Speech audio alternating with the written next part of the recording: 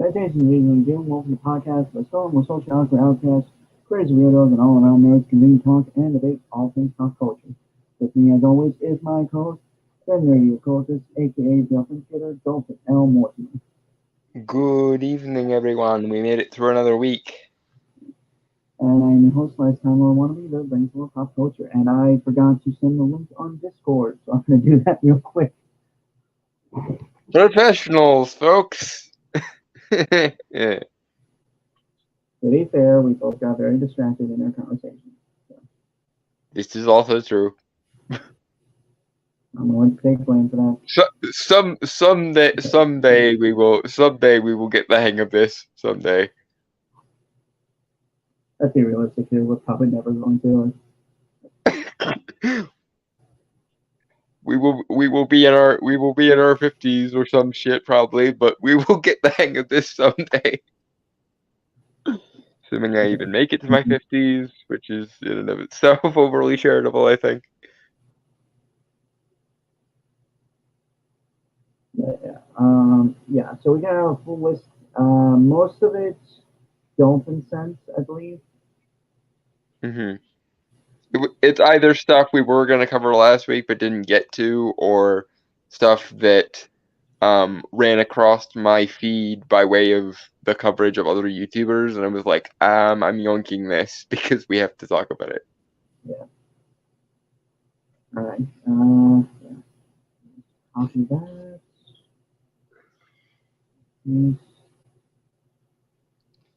And the last thing I believe was Brainstormer's idea. Not because I didn't want to get to it, but because I was kind of hoping that we could stall. But yeah. Well, I mean, we talked about the first one. We'll get there. Like, I don't want to spoil anything, obviously. But. I've already made no secret of my apparently unusual hatred for Denis Villeneuve and his ripping off of Christopher Nolan every 5 freaking minutes.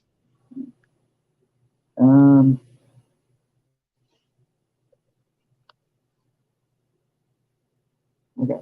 Yeah, this is something dawned to me a while back, and we were kind of pushing it back just simply because we didn't really have a place to talk about it, or we had more pressing things to talk about. So this is from TheVerge.com. Across Spider-Verse's greatest feat is the way it takes Spider-Man's fandom past. This is written by Charles Pulliam, I believe, Moore, and published June 6, 2023. Short version. Dear writers and actors and entertainers in Hollywood, you are not the moral superiors of your audience. Please get the galactic fuck over yourselves. Hello, Giant Travel. Says hello, the BRB. Hope you're doing well. We're doing fine. I am doing okay. This week was fine. It was just mostly boring. But then again, given the weeks that everyone around me has been having recently, I will take mostly boring over what has been happening. Yeah, honestly, given everything that's happened to me, again, I'm not going to go into details because private matters. I'm honest, yeah, this week's been kind of boring for me as well. Nothing of real note, which I'm very glad, just because I've had exciting 2 months. He needed a break. I really did.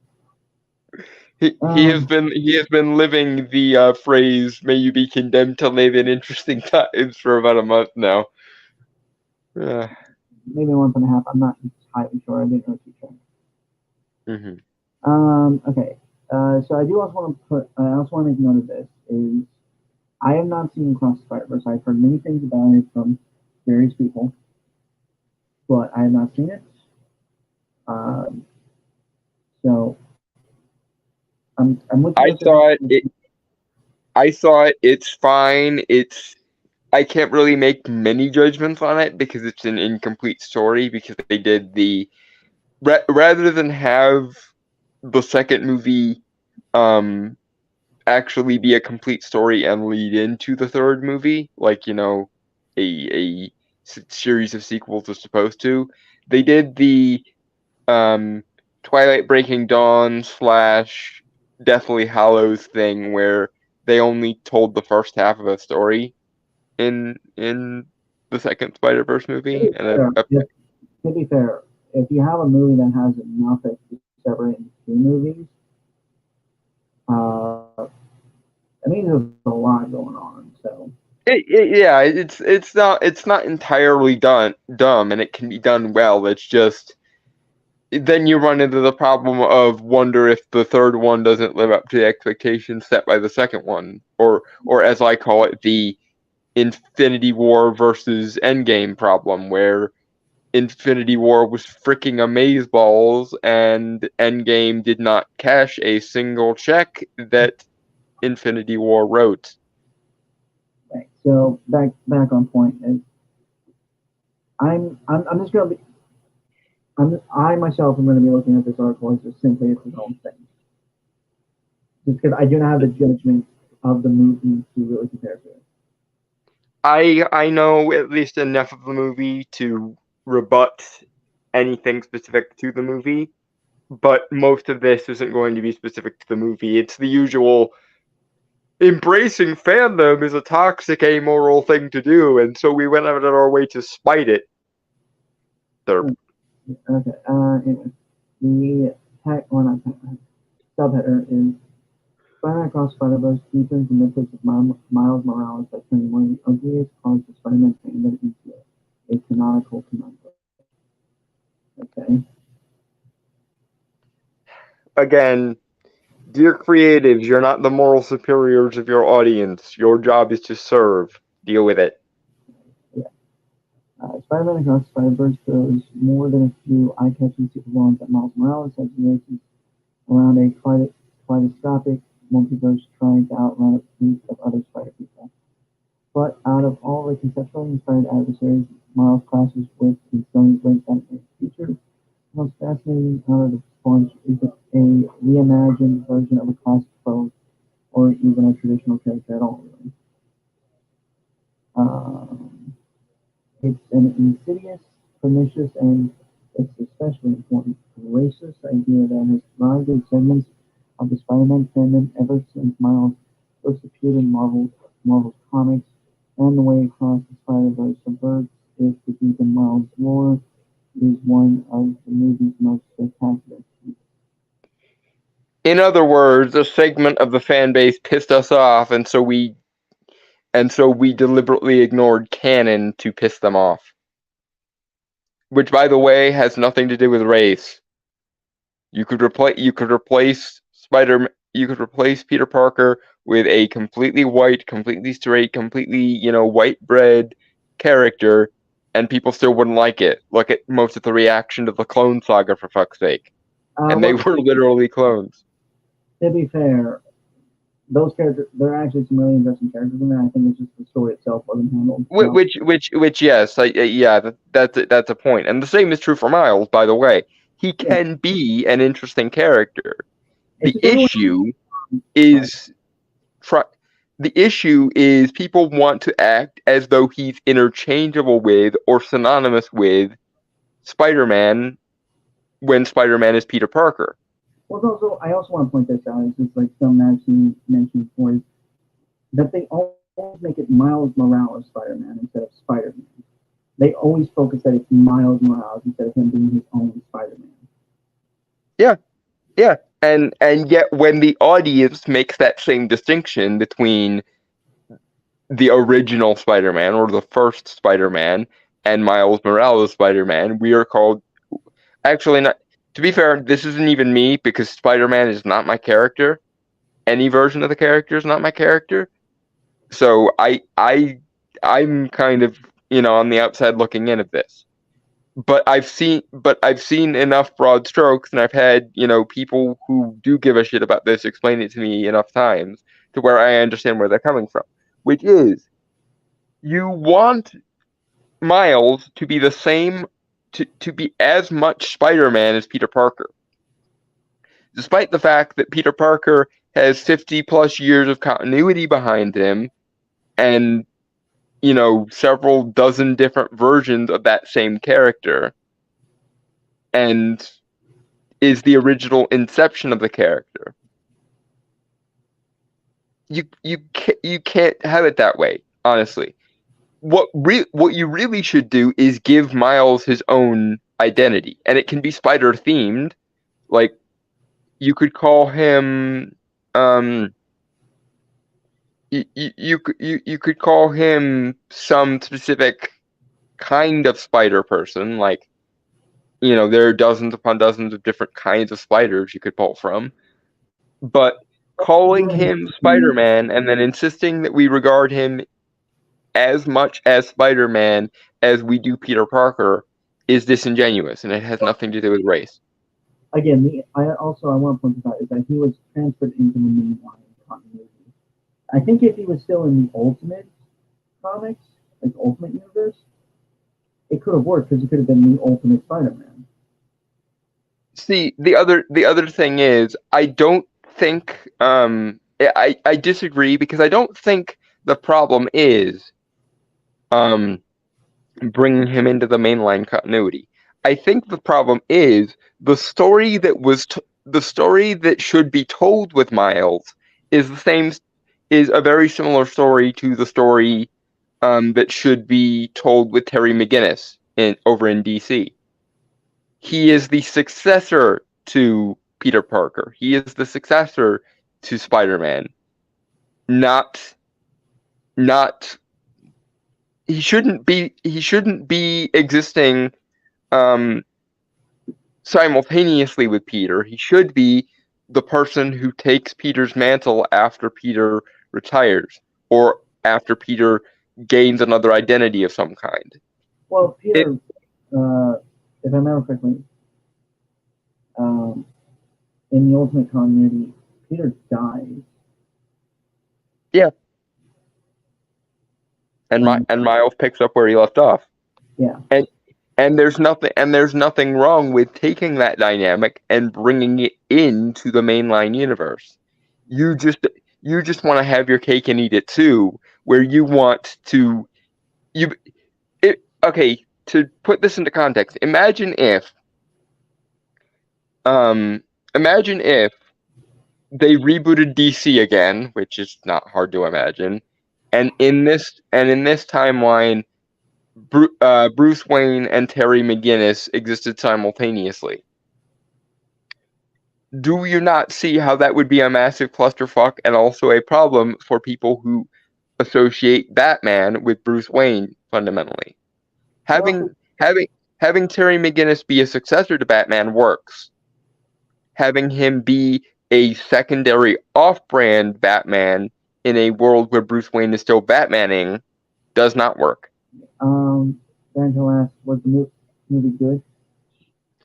It was pretty good, but again, I can't say much about it because the story is incomplete. I will say the framing is a bit weird because Miguel O'Hara has what I would think would be a reasonable concern, which is that Miles, the way the movie is set up, Miles becoming Spider-Man was basically a fluke that is inconsistent with every other Spider-Verse, and it is actively destroying the balance of the multiverse for Miles to be a Spider-Man. And yet the movie wants us to side with Miles against Miguel on this point. Yeah, I've That seen a lot of people talk about. Dragon Ball. Oh yeah, that's interesting. Also, this character should have been in the movie. Looking at history, Spider's Man. Peter that fell into a vat of radioactive spiders. They devoured him, and he became a hive mind of spiders in a suit.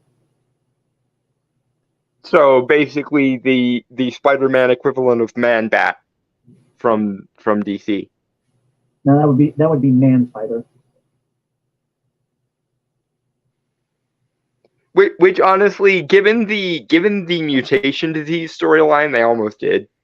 I honestly kind of like.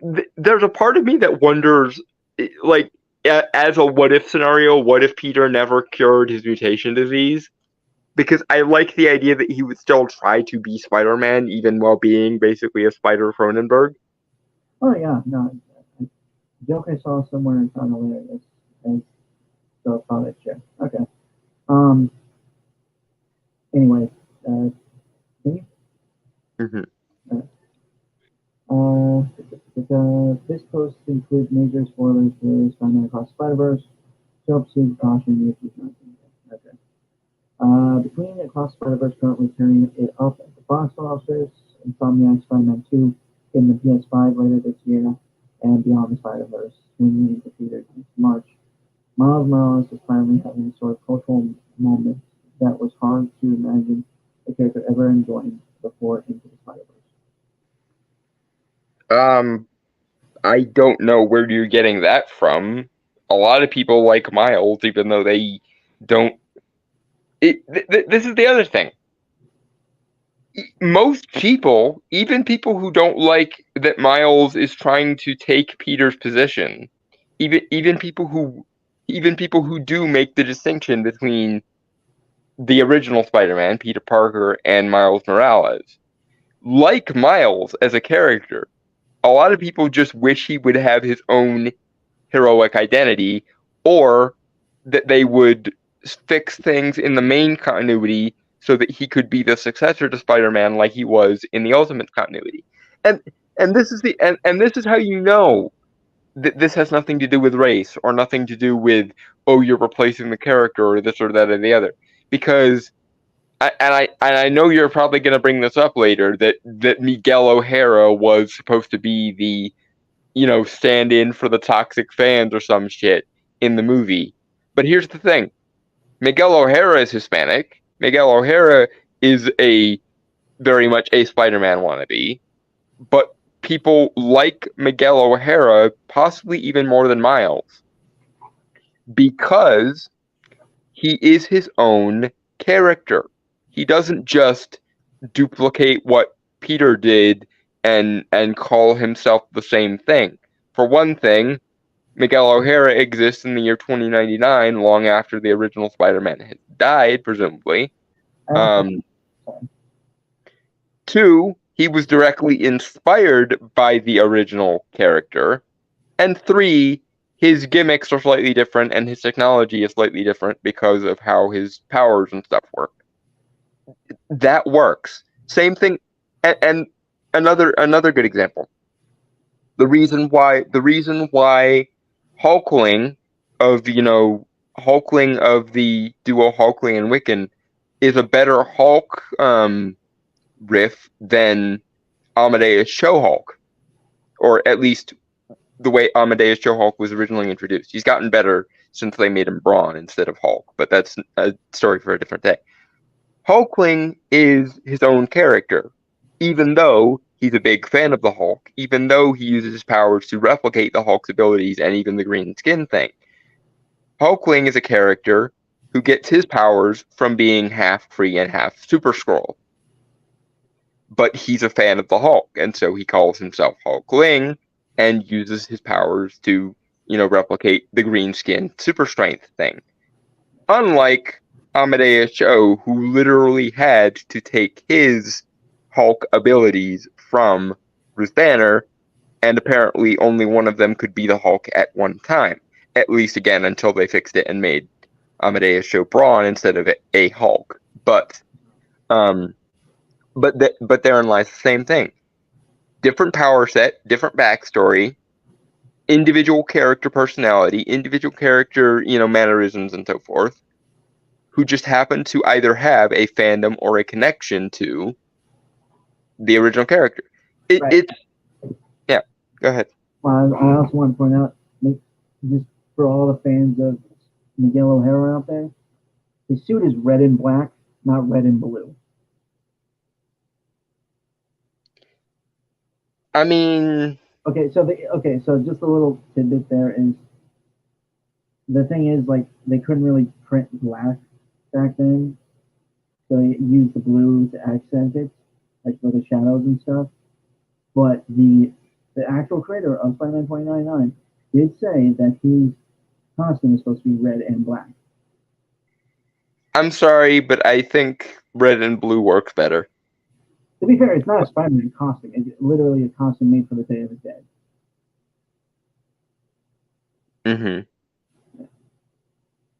But that being said, I do think that whether the original creator likes it or not, the red and blue works better. To be fair, I think it was just the point of trying to differentiate himself from the classic Spider-Man.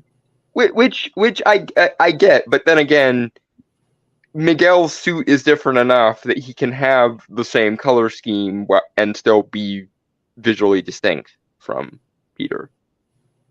Fair. Oh, Giant Turtle, no, not a giant spider or a spider mutant, just a swarm of spiders sharing one intelligent mind. It's kind of like a heroic version of this one Spider-Man villain. I can't remember what his name was. Swarm.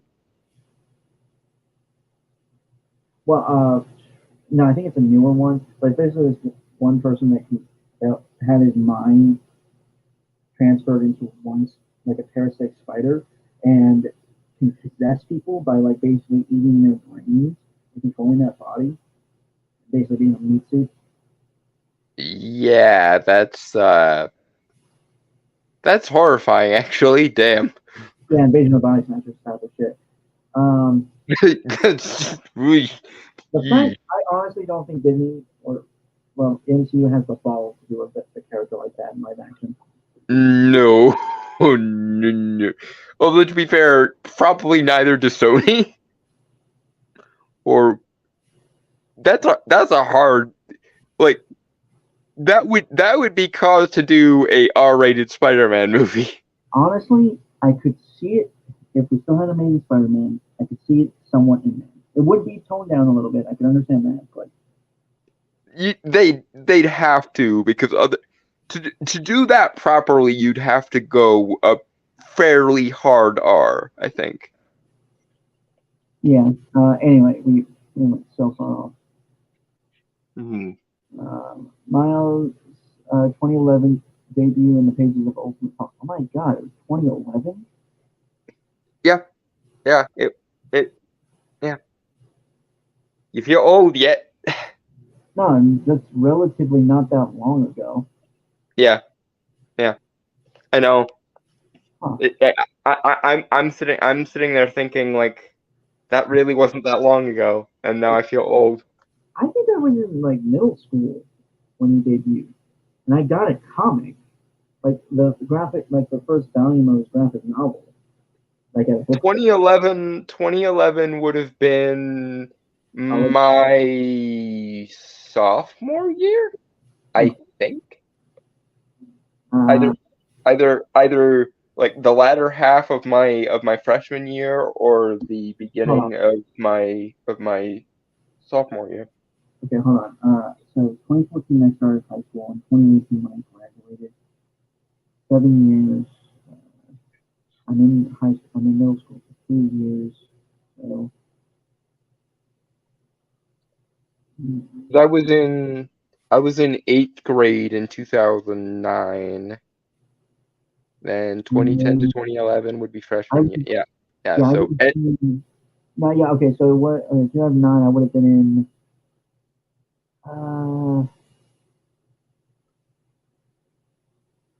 Third grade. So 5th grade. Yeah, I was in 6th grade then when he debuted. Mm-hmm. Huh. And depending on when we're talking, it would either be the end of my freshman year or the beginning of my sophomore year in high school. Anyway, And dear God, I feel old now. okay, Miles' 2011 debut. I'm just restarting it. Miles' 2011 debut in the pages of Ultimate Fallout, the main series that relaunched Marvel's Ultimate Comics universe following the death of that reality's Peter Parker, was a momentous one that remixed the classic Spider-Man origin myth for a modern generation. Like Peter, Miles was just a young, unassuming kid from New York City whose life was forever changed by a bite from a radioactive spider. Rather than watching his beloved uncle die at the hands of a criminal, though, he instead found himself facing off against his father's brother, Aaron, the Ultimate Prowler, and working hard to hide his Spider-Man identity from his still living parents. And again, that works because that allows him to be Peter's successor, not his replacement. I also found this out. Why he's called Miles Morales instead of Miles Davis. Because his father is Jefferson Davis, right? Mm-hmm. It's because his father had an abusive relationship with his father, and he didn't want that name to be carried on. So he decided to use his wife's maiden name. So Miles, so Miles wouldn't go down that kind of cycle that his family did. Neat. Yeah, found that out randomly on Twitter. So. Because it always did weird me out that his father's name was Jefferson Davis, and he was called Miles Morales. So I get double alliteration and stuff, but yeah. Well, also because Jefferson Davis, I believe, was the name of the of one of the Confederate commanders in the Civil War. Anyway, you were saying, I'm sorry, I didn't mean to interrupt. I don't remember. Shit. I'm sorry. It's just like these little bits of trivia just keep coming to mind as we're reading this. Yeah. Bugger. Read it again. Maybe it'll come back to my mind. Okay. Okay.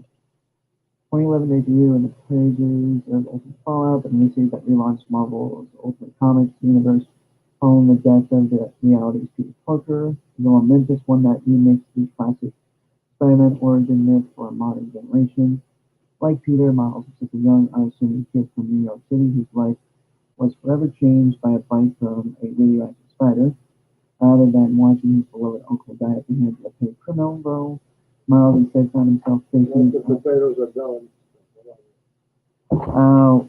Okay, so dinner is done for me.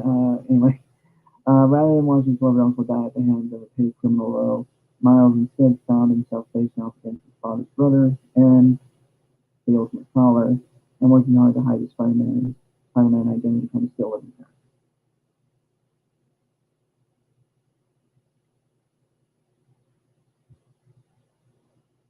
Anything? Don, you're muted.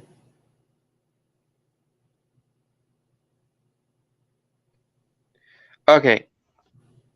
Can you hear me now? Yeah. Okay. So, thing I was getting at earlier. This allows for Miles to be Spider-Man's successor because he actually takes over the mantle from the person who previously held it without trying to rip them off, rather than their replacement, which is, I think, what people want. They want people to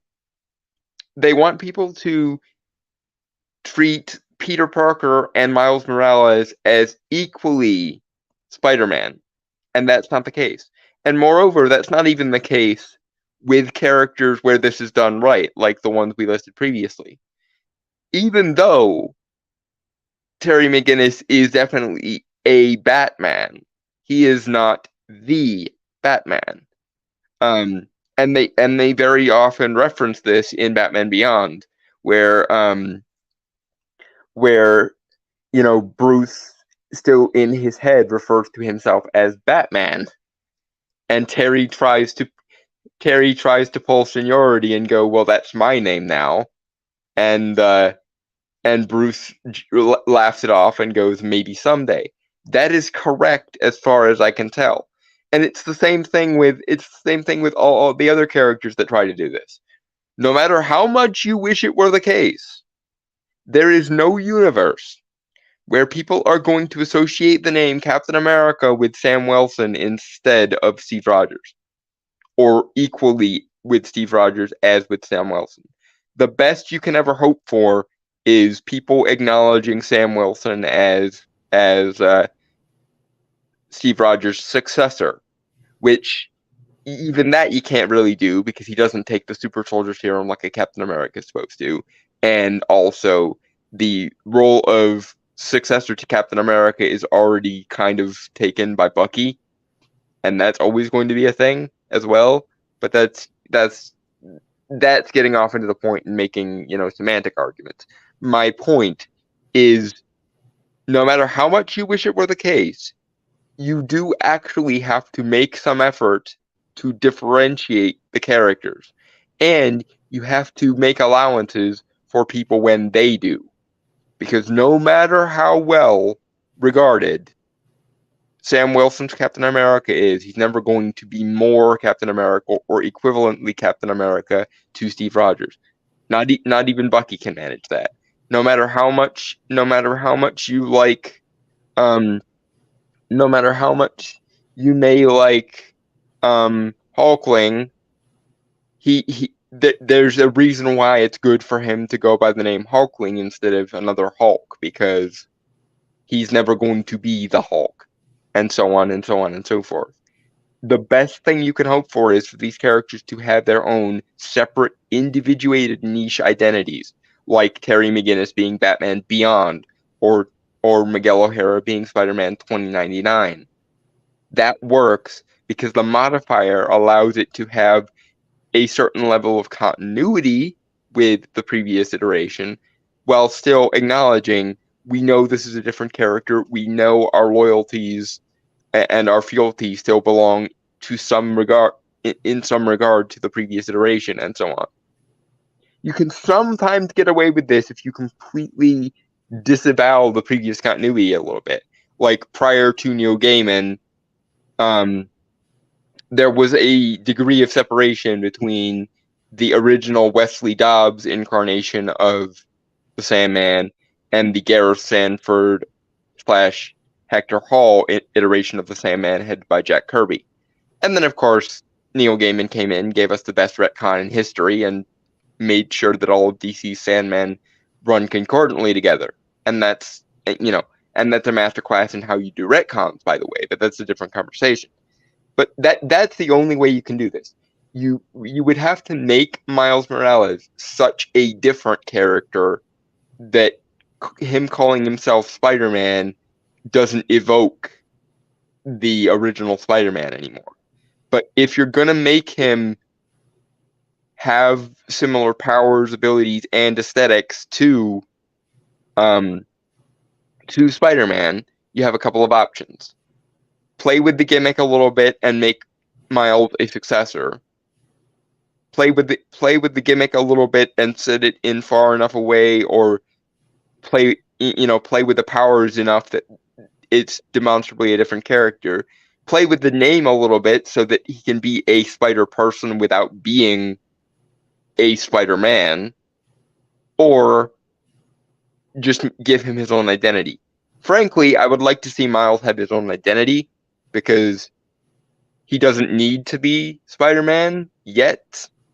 If you did the thing that the Ultimate Universe did and made Peter die and made Miles the successor that Peter trained or helped become a Spider-Man, that could work. But that would require you killing off Peter Parker. And Marvel Comics is in this weird catch-22 place where they don't really know what to do with Peter Parker as a character, but they also refuse to kill him off or let the continuity move past him in any way. And it's somewhat a similar problem with Batman, because they have toyed with letting other people have the cowl from time to time in the comics. but it always ends up defaulting back to Bruce because they won't leave Bruce either dead or too old to occupy the role. So I'm back, probably. Ventrell says, I think Miles did not haven't had much exposure to him besides the first Spider-Verse movie, but it seems that like different personality, different background, and one power.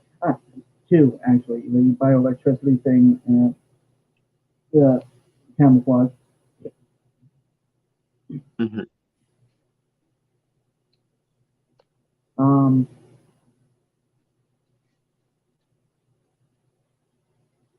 Which I thought were really cool powers, to be fair.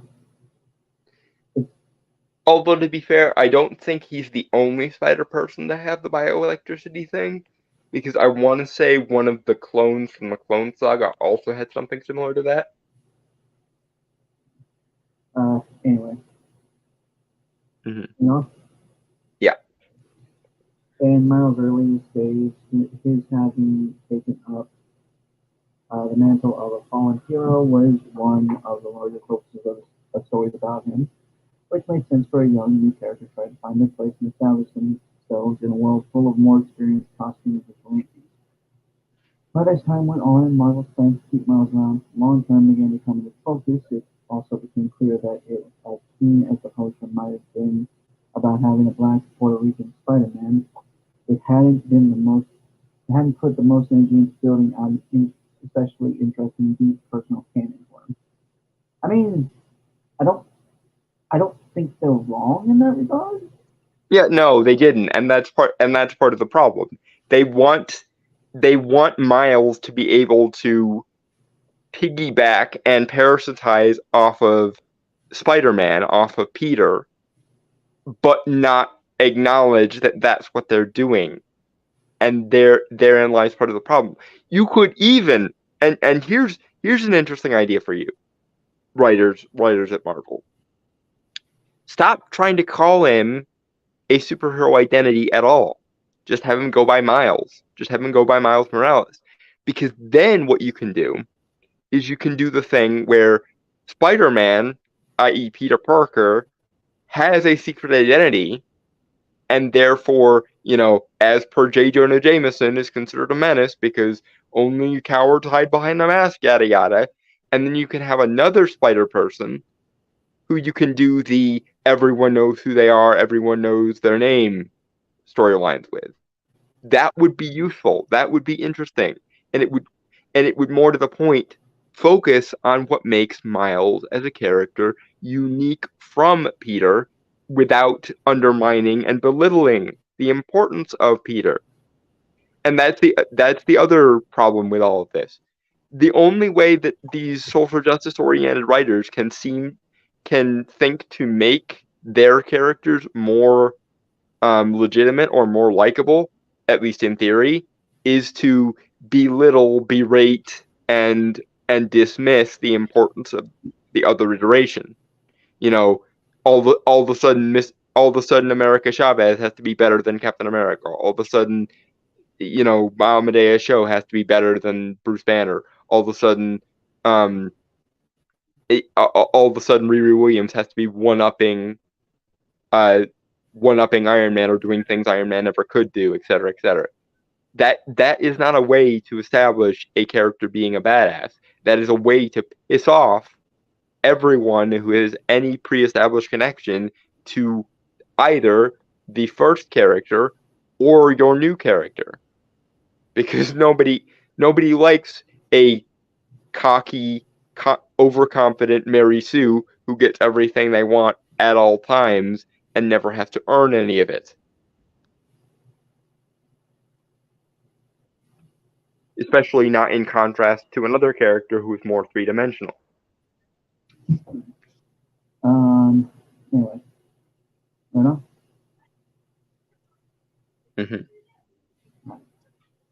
Miles himself, a bilingual black Puerto Rican teenager from Brooklyn. You can see the desire of his creators, Brian Michael Bendis and Sarah Shelley. If I say names wrong, I'm sorry. He's not good at names, folks. I'm really not. to create an all new, all different Spider-Man whose heroism speaks to the idea that anyone can be under the mask.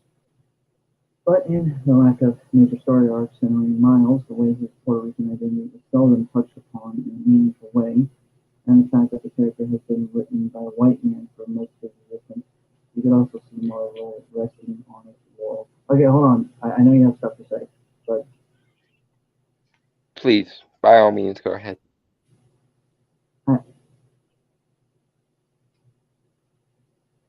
I, I'm trying to figure out the right wording here. Maybe okay. So bringing up one, okay, Hispanic right here. Hi, how you doing? Granted, I'm Mexican, so but um, my point being is maybe it's not touched upon because it doesn't technically matter to the stories that are being told of Miles, who is supposed to be a fucking hero who saves anyone. Um, and also, I mean, the lack of, I mean, bringing up that the fact that he's, well, okay, wasn't all new and all different. I mean, more or less, sure, but you know, again, I don't think he ever really got much of a chance to really shine on his own. And also, bringing up the fact that he's written by a white man, what the fuck? Like, okay, most of the characters that you like that are different races were created by white men. Okay, and I don't get it. And I suppose that's. Well, okay, go ahead. one last thing. It's like what matters is whether or not he is an interesting character that can stand on his own. And unfortunately, that doesn't really seem to be what's happening with this character. Jumping onto what Brainstorm was saying, you do realize, okay, that this whole identitarian hive mind concept of yours is ahistorical. White people don't act as some kind of unified block. They don't think as some kind of unified block. People, right, are individuals, which means that different individual people are going to be able to empathize, excuse me, with individual other people. The fact that Miles Morales was written by a white guy has absolutely nothing to do with anything, because whiteness isn't some universal panacea. Neither is blackness, neither is brownness, neither is straightness or gayness or any other. Identities have very little to do with anything. And insofar as identities do have to do with anything, the identities that matter are not demographic identities. They are the ones based on what we do or who we are as individual people.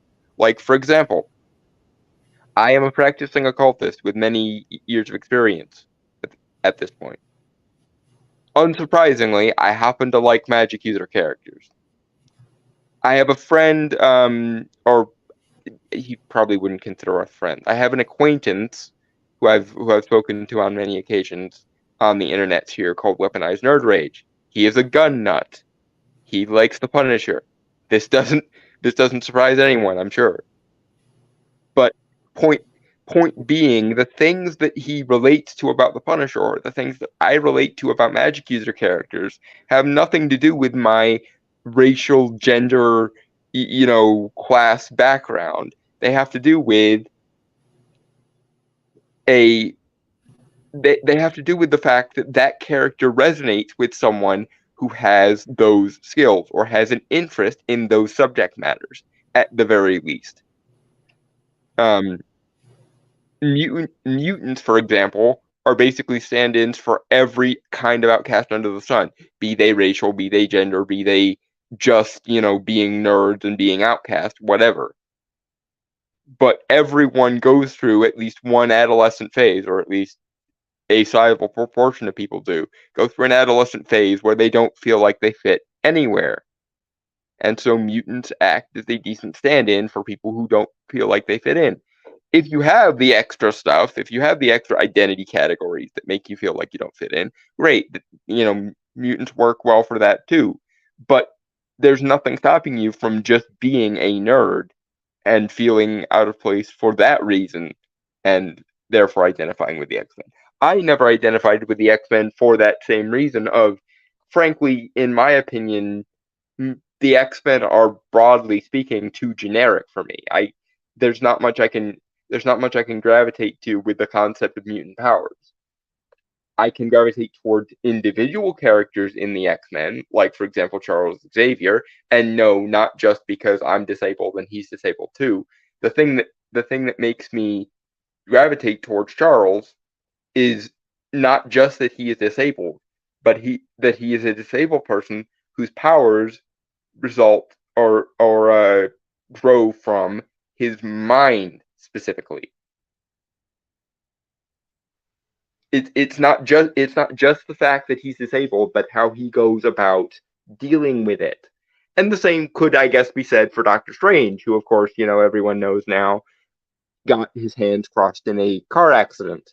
And so I guess you could probably term him a disabled person as well. But the meaningful part of his arc isn't the, oh, look, disabled representation. It's he betters himself through spiritual and magical education and scholarship and skill and being, very, monk-like.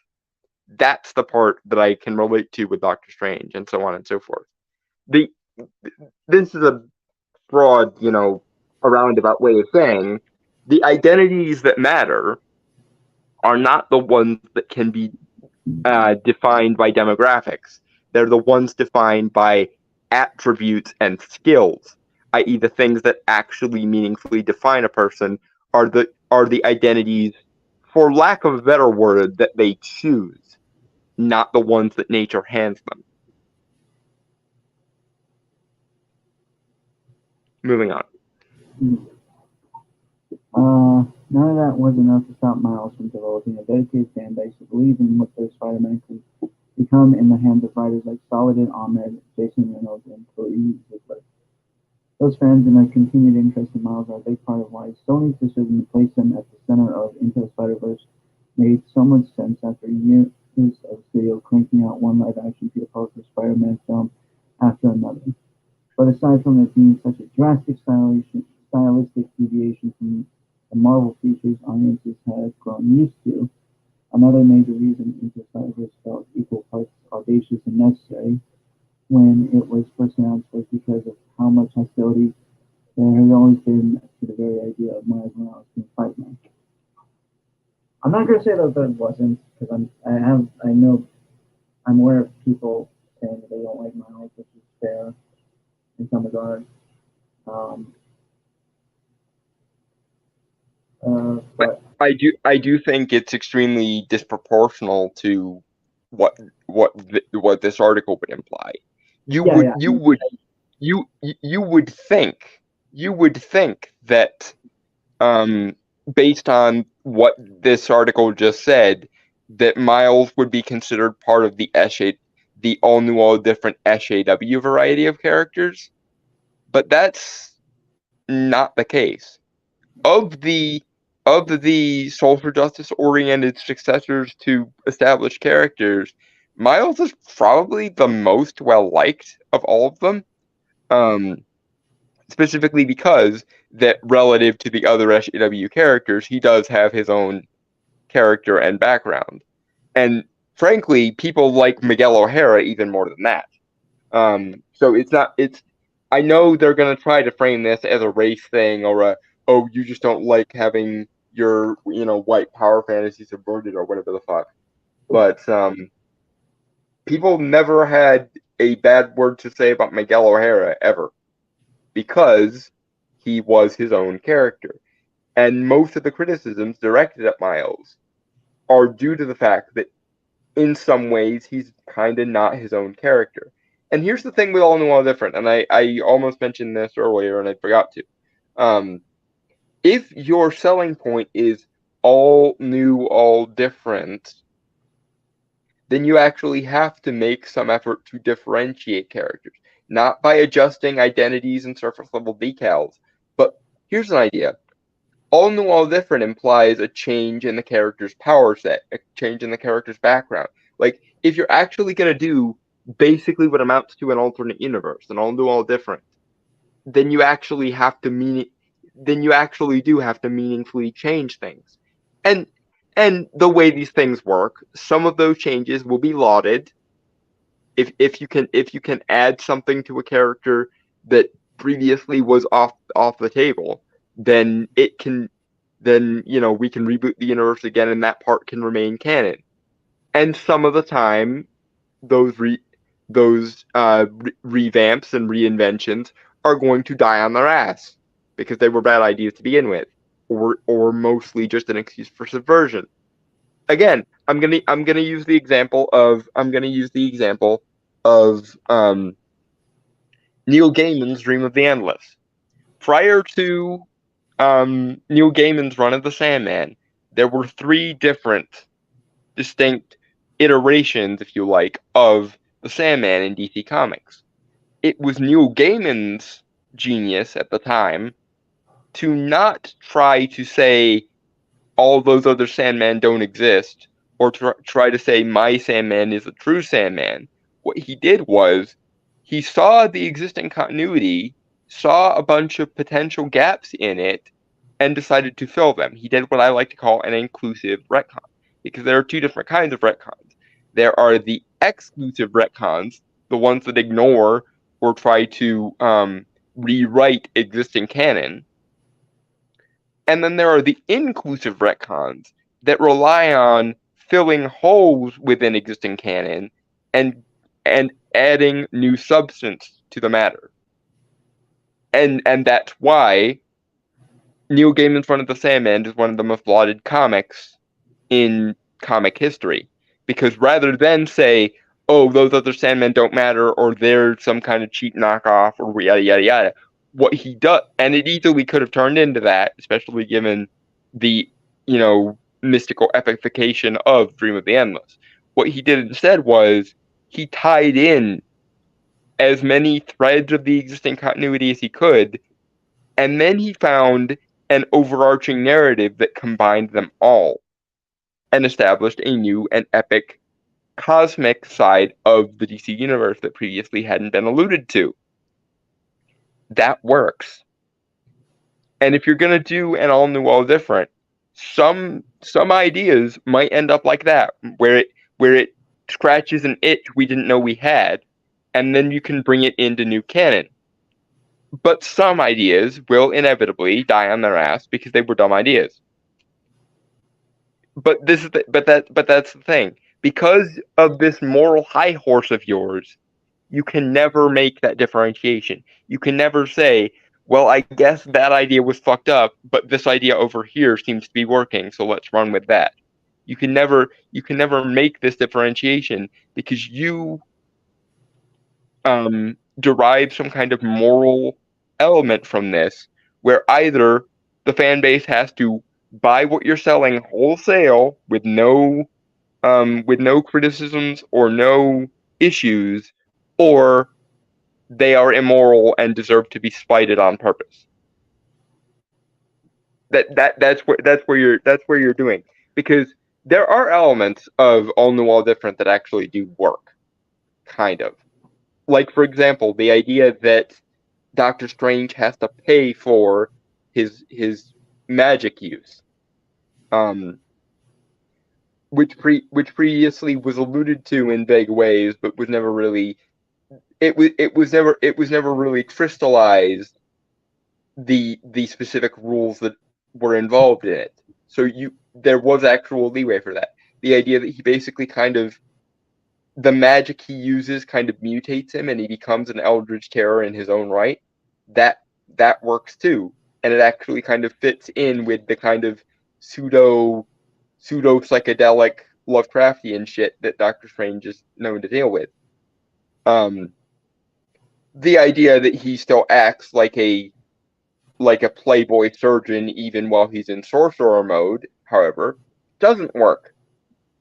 And if you were willing to, make the differentiation between the wheat and the chaff, as it were, or or separate the cream from the whey, as it were. That could have worked. You could have run with the things that worked and left behind the things that didn't work the next time you rebooted. But because there's a moral element now, oh, if you don't like the way I write this character, then you're an entitled fanboy. And therein lies the problem. Moving on. Yeah.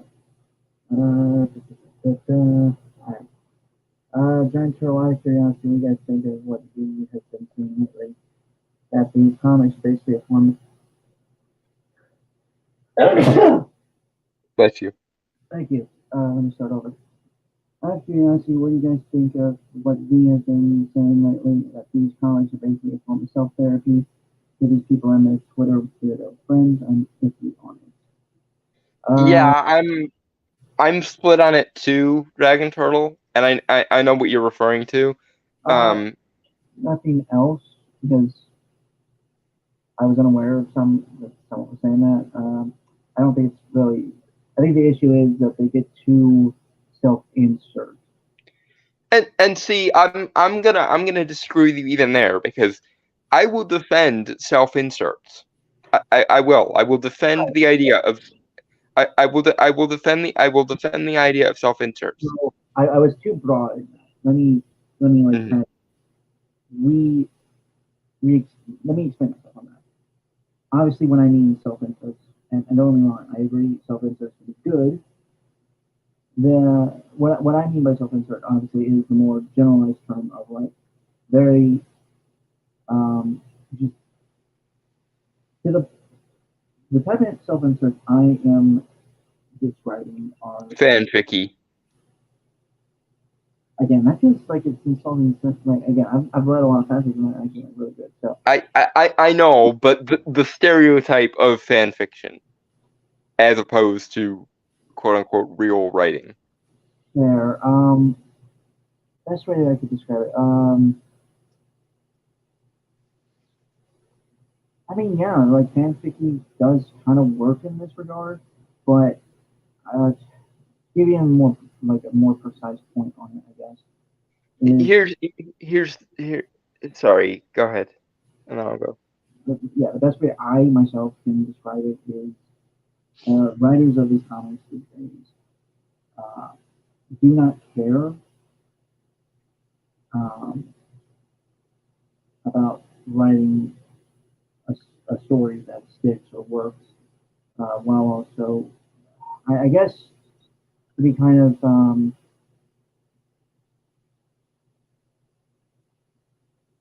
what is the word? I'm using it here. Can I try to put a finer point on this for you? I think I'm fucking it up. So go ahead. Okay. Here's my thing with self-inserts and with using storytelling as a kind of therapy. I'm hesitant to try and I'm hesitant to condemn it, because so many good stories and so many good characters have actually come from it. Like, for example, the cliche obvious example is when Siegel and Schuster were writing Superman. I forget which one of them, but one of them had just gotten off a horrible rejection from a girl, and so it got his mind to thinking, what if I was really terrific and could like throw cards around and stuff. So like I'm hesitant to even the self-therapy thing doesn't necessarily bother me.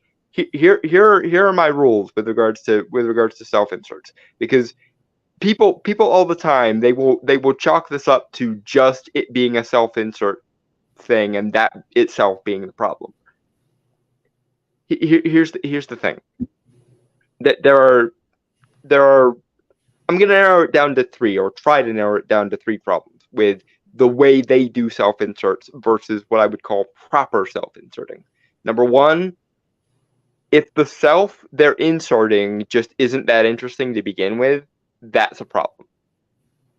I.e., the reason why self-inserts can work is if the person in question has gone through a lot of either a lot of academic study or a lot of formative life experiences, preferably a combination of both, then they are an interesting enough person where having them do a self insert isn't a bad thing. Um, like there are ways in which Neil Gaiman's Dream of the Endless is kind of a self insert for himself, but it works. Two, and this is sort of a two-parter. I don't know if I want to differentiate this between two things. In order to do a proper self-insert, you have to be able to operate by in-universe logic. You can't just pull character traits or character knowledge out of thin air and metagame, basically. You have to be able to look at yourself, take the image of yourself, and ask, okay, if I was in this continuity, this fictional continuity, and I was treating it like the real world, i.e., as a thing I was experiencing in the real world, how would the various mechanics and abilities and things of this universe affect me without putting myself into out of universe God mode? Because that's the thing. The problem isn't self-inserting. The problem is God moding.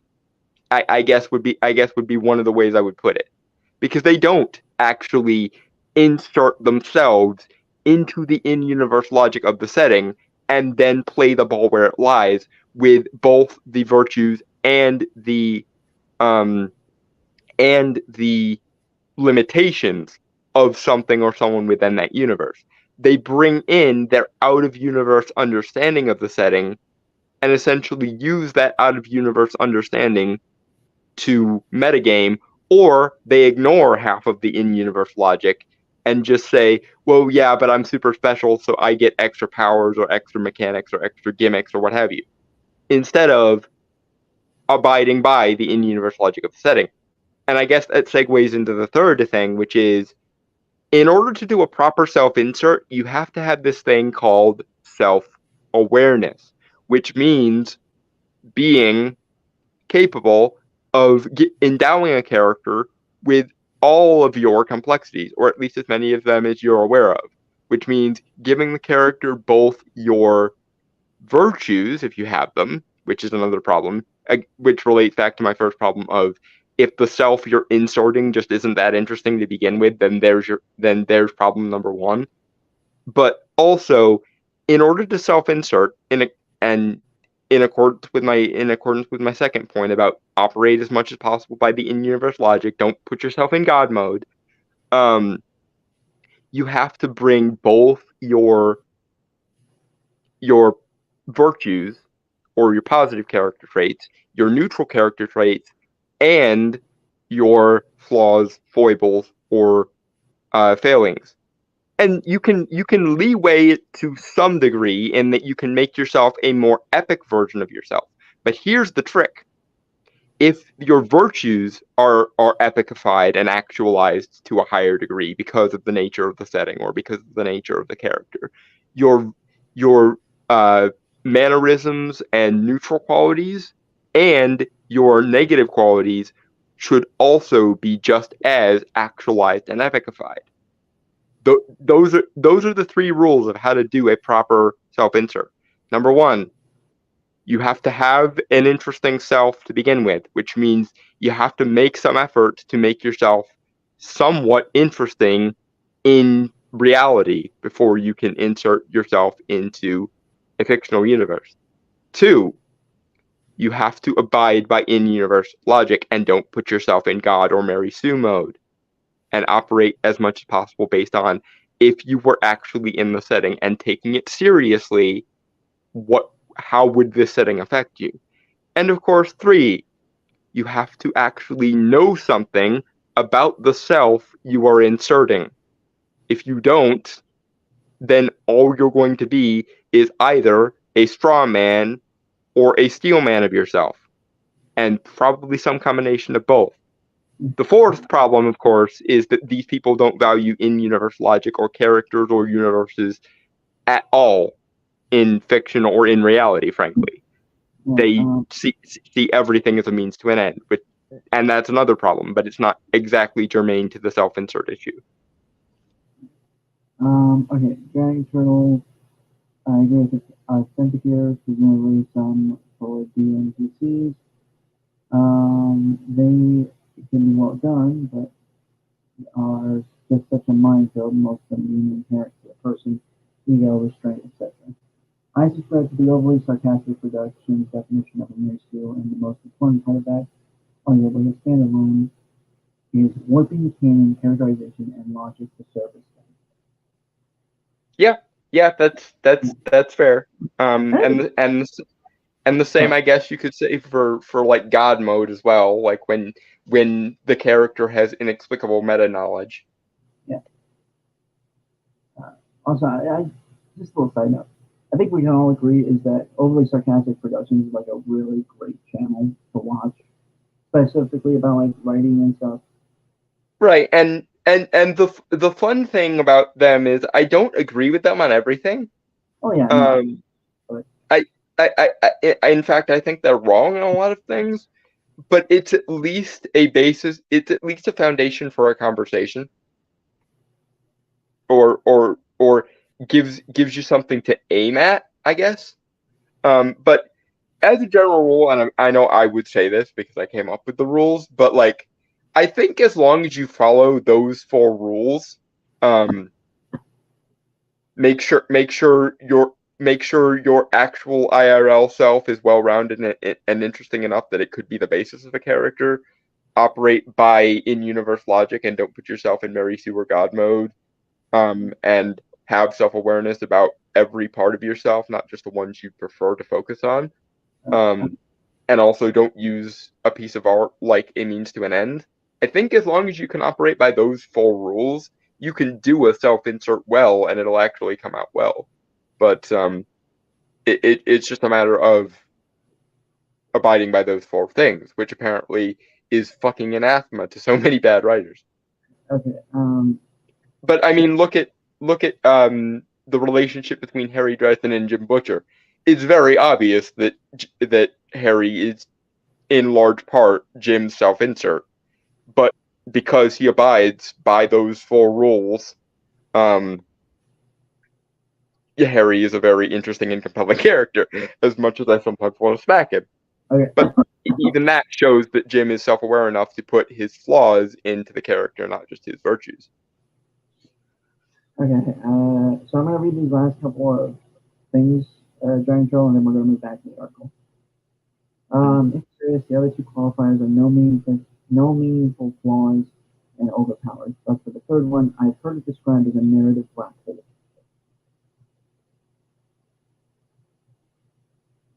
Regarding self-insert writing and stuff. And again, when someone doesn't abide by the 4 rules that I just came up with, that sounds so arrogant of me to say, but I'm looking at I'm looking not just at every failed self-insert I've ever seen, but every successful self-insert I've ever seen, and they all either fail because they fail on those 4 points, or they succeed because they succeed on those 4 points. Narrative black hole for Mary Sue. Sorry, that's not bad. Mm-hmm. Yeah. Also, yeah. Because I guess I'm on a writing advice kick today, but that's another piece of writing advice that I would give to people. And I know I'm not exactly what you'd call an experienced writer, but I hope that I'm offering some meaningful advice anyway. When you want to know how to do something in a story, don't just look at all the times it was done wrong and do the opposite of when it was done wrong. Try to find positive examples of when it was done right, because normally the way to figure out how to do something correctly is to look not just at examples of how not to do it and do the opposite, but also see how those wrong examples contrast with examples of it being done well. Okay. So I just never do a self-insert rush because I don't find myself that interesting or impressive. But if I did, I'd still only rarely do it because that is just one option. I see Dragon Turtle as your friend. I disagree with you. I think I I think at the most your problem is you have a little bit of a self-hatred thing going on. Um, and I'm not disparaging that, by the way. That you know, self-hatred can be a useful tool for guiding self-improvement. Um, but I do think you are interesting enough, and at least well-read and well-rounded enough that you could be an interesting character if you just kind of got over a little bit of that self-hatred thing. Although interestingly, that self-hatred thing could be a good yardstick for how to do a self-insert with some flaws. Which not to call back yet again to the awesomeness that is Resin Files, but I think that's why Harry works so well as a character, because probably Jim has a little bit of that self-hatred thing going on, and so he uses Harry as his voodoo doll scapegoat, basically. Like, you shall hold all the flaws that I hate about myself, but you'll also be aware of them, so you can relate to the readers because of it. All right. So yeah, I do think we should continue just because like this is somewhat of a long. It's not too long, but we have other things to talk about. So No, I'm not discouraging it, Dragon Turtle. Here's what I'm saying. The thing with character flaws is you can either be used by them or you can make use of them. And the way you make use of them is by admitting to yourself that you have them and figuring out how to make it work for you. And that's what I'm encouraging you to do. I'm not encouraging you to change, because as you know, my rule is you never ever expect anyone to change their nature, because that would be immoral even if it worked. Um, but my advice to you is, instead of being a slave to your character flaws, figure out how to use them, and the first step to knowing how to use them is to accept them in yourself.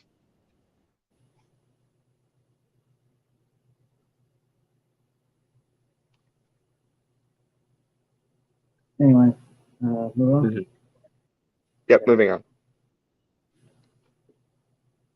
All right. New superheroes adopting the same code means that their predecessors are long-standing tradition in comic books.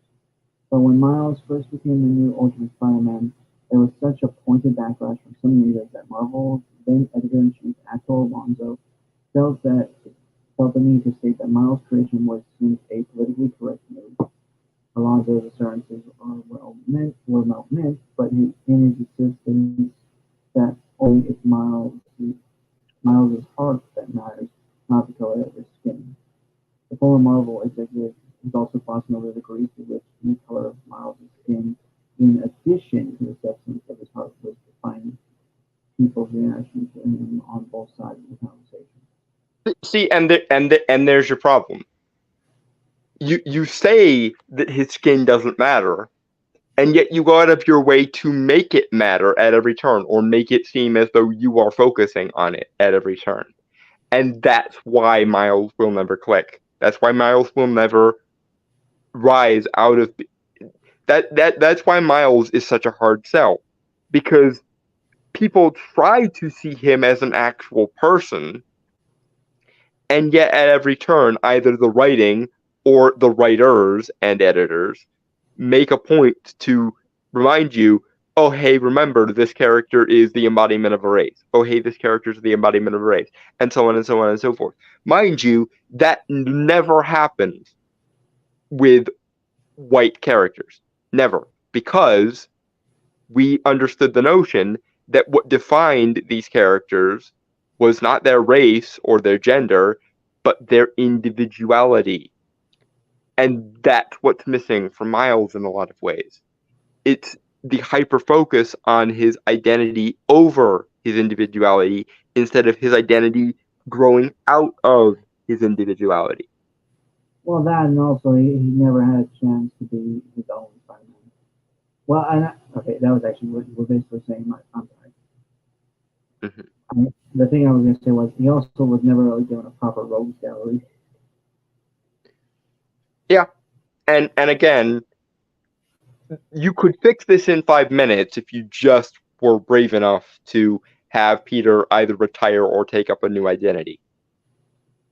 If you did that and then you had a passing of the torch story where he passed the torch to Miles, a la, Bruce passing the torch to Harry in Batman Beyond, and so on and so on, that could work. If you basically did kind of what they did in the Ultimate Universe, but did it in the mainline continuity, that could work. But Marvel is in a perpetual catch-22 with this, where they don't know what to do with Peter Parker, but they also won't let him. They won't let him move on. They won't let him either become a different character, or they won't let him die. It's just like the problem with One More Day. If you just let Peter Parker be a married man and have an organic married man life with, children and his family and so on and so forth, you could build from that. You could have new Spider characters arise from that. You could have, Mayday or some other kid that he could have, or what have you, be the next generation Spider-Man. But because you simultaneously want Peter to be perpetually stuck in um high school and also want to keep the timeline moving forward, and so Miles getting shanghaied is the result, because he makes sense as a Terry McGinnis style successor to the original character, but having them both exist in the same time or at the same time in the same timeline does not work. You have to be willing to let things organically happen, and the more you stubbornly hold to the canon while simultaneously also not understanding the canon, the more of these half-baked ideas you're going to get. Because if you let the story happen organically, these things would sort themselves out. But because you simultaneously won't let the story progress but need the story to progress, you wind up in this no man's land. And it pisses everyone off.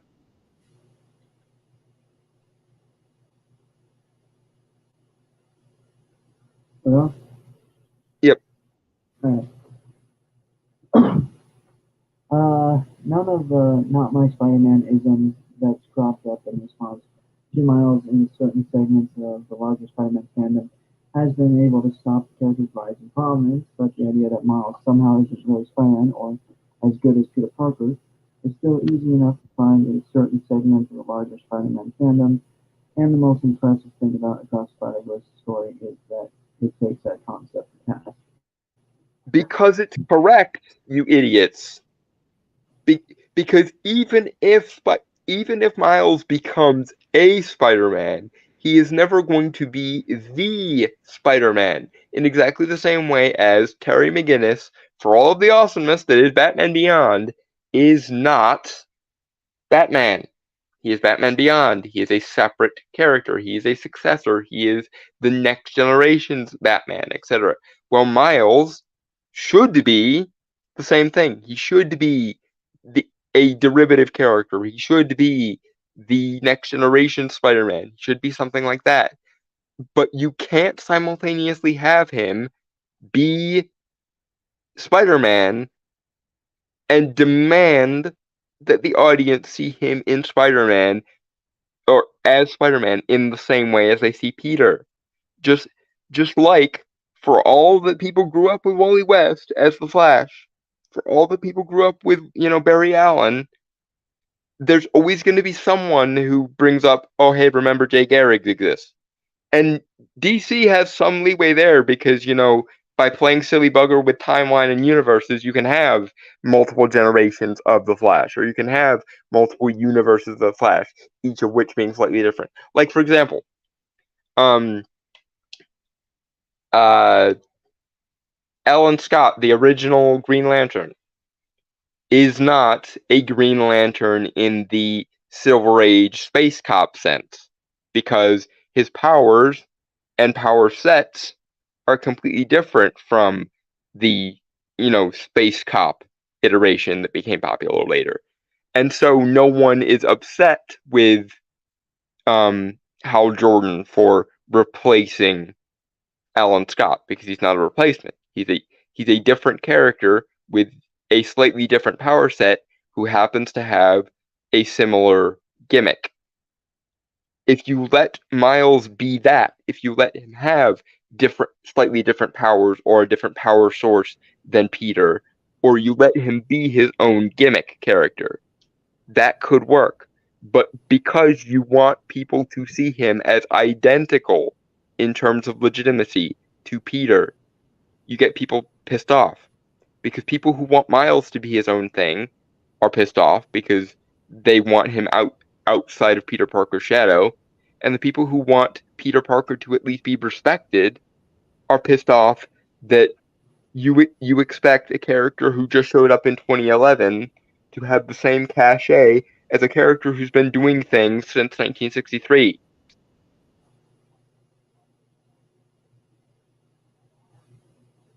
It's never going to happen. And the more you insist on making it happen, the longer it's going to take for it to happen. Moving on.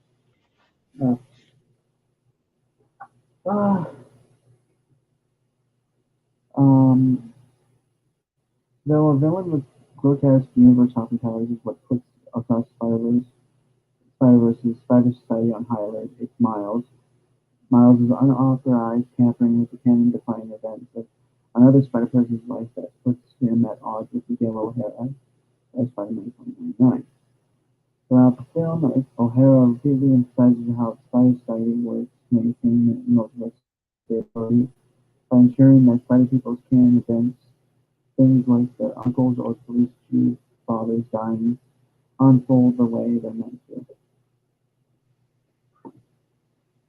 Yes, because and again, for this, Miguel is treated like the bad guy. But the thing, I've seen a lot of people discuss this, and actually, someone actually made the theory of that. Well, to be fair, I think looking at from a guy who's somewhat of a fan of Spider-Man, well, I am a fan of Spider-Man, just not recently. mm-hmm. I'll be honest, I was always more of a DC guy anyway. So, Mm-hmm. but well, I understand his reasoning and fully understand. The thing that kind of makes me disagree with him is that the purpose of Spider-Man is to, obviously save lives and change the fate of others. So, while I understand, because it does seem that there are legit problems that occur, Mm-hmm. again, the whole point of being Spider-Man or a Spider-Person is to, save lives, and if you have the ability, right? But this is the thing, and this is why I object to him being treated like a villain for this. No, because go ahead. Well, I agree. I don't think he's a villain. I think he's an antagonist in terms of philosophical discussion. But like the opposing right, but the thing is, they frame him as the villain, and they frame Miles as the hero, even though Miles is basically self-indulgently insisting on being a Spider-Man, even as the universe itself crumbles around him. But that's neither here. But my point is that what you see in Miguel's line of thinking is the idea that while it's basically, I'm gonna borrow a term from Doctor Who. It's basically similar to the idea of a fixed point in time in Doctor Who, where the variables plugged into the equation are different, but what makes them equivalent to each other is the equation they're punched into, i.e., every universe has A equivalent to Doctor Strange getting something broken so that he has incentive to stop being an arrogant prick and start being a humble scholarly sorcerer. Um, and the same is true whether the Doctor Strange, quote unquote, in that universe is Stephen Strange, or whether it be Reed Richards, or whether it be Tony Stark, or whether it be whomever. The equivalent to Iron Man is always going to be some version of a weapons manufacturer who gets the shit kicked out of him by an explosion and then becomes a better person as a result of it and becomes Iron Man, yada yada. Like that's what like the events that there are basically. I'm gonna pull from another thing. In Discworld, there's this thing called the theory of narrative causality, and I think what they're going for is some kind of multiversal equivalent of that. There's kind of an inertia or a narrative structure to the way the world functions, causally speaking. So every equivalent to Spider-Man will lose a loved one. Every equivalent to Iron Man will be injured and make the Iron Suit. Every equivalent to Doctor Strange will be injured and then go off and become a sorcerer, and so on and so forth. And to kind of bring in like other, I know you're doing Marvel and Marvel, not really to tie it with Spider-Man, but again, we're looking just have a broader sense. Mm-hmm. You know, Superman is a survivor of like one of the last main members of a species from another world. Batman is a person born from the Someone's always getting shot in Crime Alley, one way or the other, etc. Yeah. Wonder Woman, I'm not too sure because I mean, she hasn't been pervasive enough for there to be a kind of multiversal constant with her. Although I suppose you could say she will always be the champion of the Amazons and will always leave Themyscira to help man's world. That's. I mean, there are certain versions of her that are very, very, very different. Like one's an alien in one universe, another is got powers from an ancient sun god because she wore a crossing in the South American jungles. Huh. That's an interesting sidebar. But back on point. The reason why the mechanics as we are presented with them in the movie, and I don't give a fuck about themes and abstract woo woo nonsense. The actual mechanics as we see in the movie is there is something resembling a kind of historical inertia or narrative causality or fixed point in time thing going on, and Miles not living up to his spider obligations, as it were, and being the odd one out is making reality have a hissy fit because it's looking for the missing chunk of his narrative arc and not finding it and shitting itself. And when the fabric of reality shits itself, we're all fucked. I think is Miguel's point. So, like I said, I haven't seen the movie yet, but I'm aware of it. I was seeing clips and stuff of it. To be fair, he in his universe, he technically was never meant to be Spider-Man. If you really, obviously, like think about it, because the spider that bit him was from another dimension. Granted, it was going, and spoilers, by the way, for anyone who cares about that. It was supposed to bite a version of Miles. But not him. Yeah. And again, that even more leads to the reality shitting itself, because now we've got multiple universes involved and other things crossing between universes, which again even more so leads to reality shitting itself.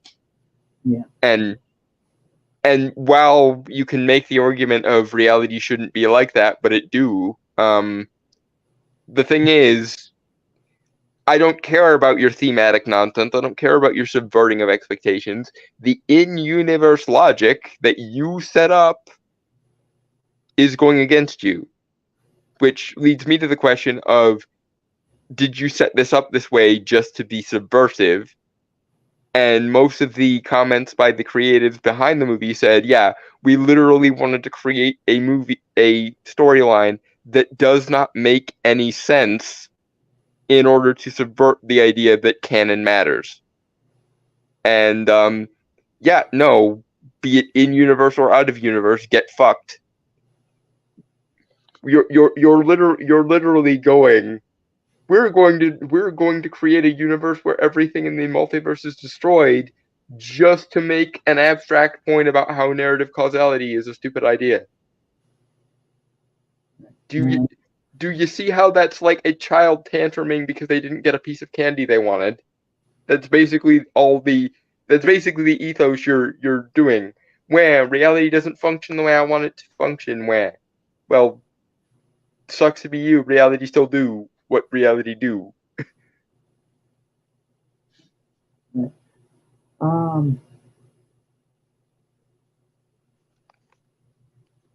Although I do find it weird that they kind of place a lot of the blame on him being the original anomaly.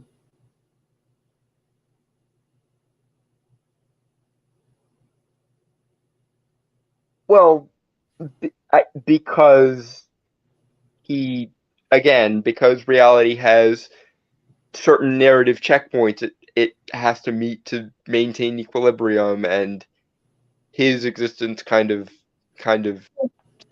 sets off a death charge into the flow.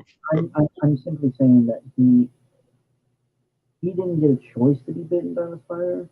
It was taken by someone, and it just randomly bit him. Although you could make an argument, like if we're looking at it from like the perspective of maybe Madam Web, it was his actual destiny. Because I mean, again, that spider itself was supposed to bite a version of Miles, and if it wasn't that, the version that we see. And I'm sure that's probably where they're gonna go in the third one. Of it doesn't matter all this narrative causality nonsense. It was your destiny anyway. But the thing is, that's not going to make logical sense, and this is the problem you make. This is the problem you make for yourself when you go out of your way to directly subvert logic. Because here's the thing: empirical laws may change with the wind, but logical absolutes are logical absolutes.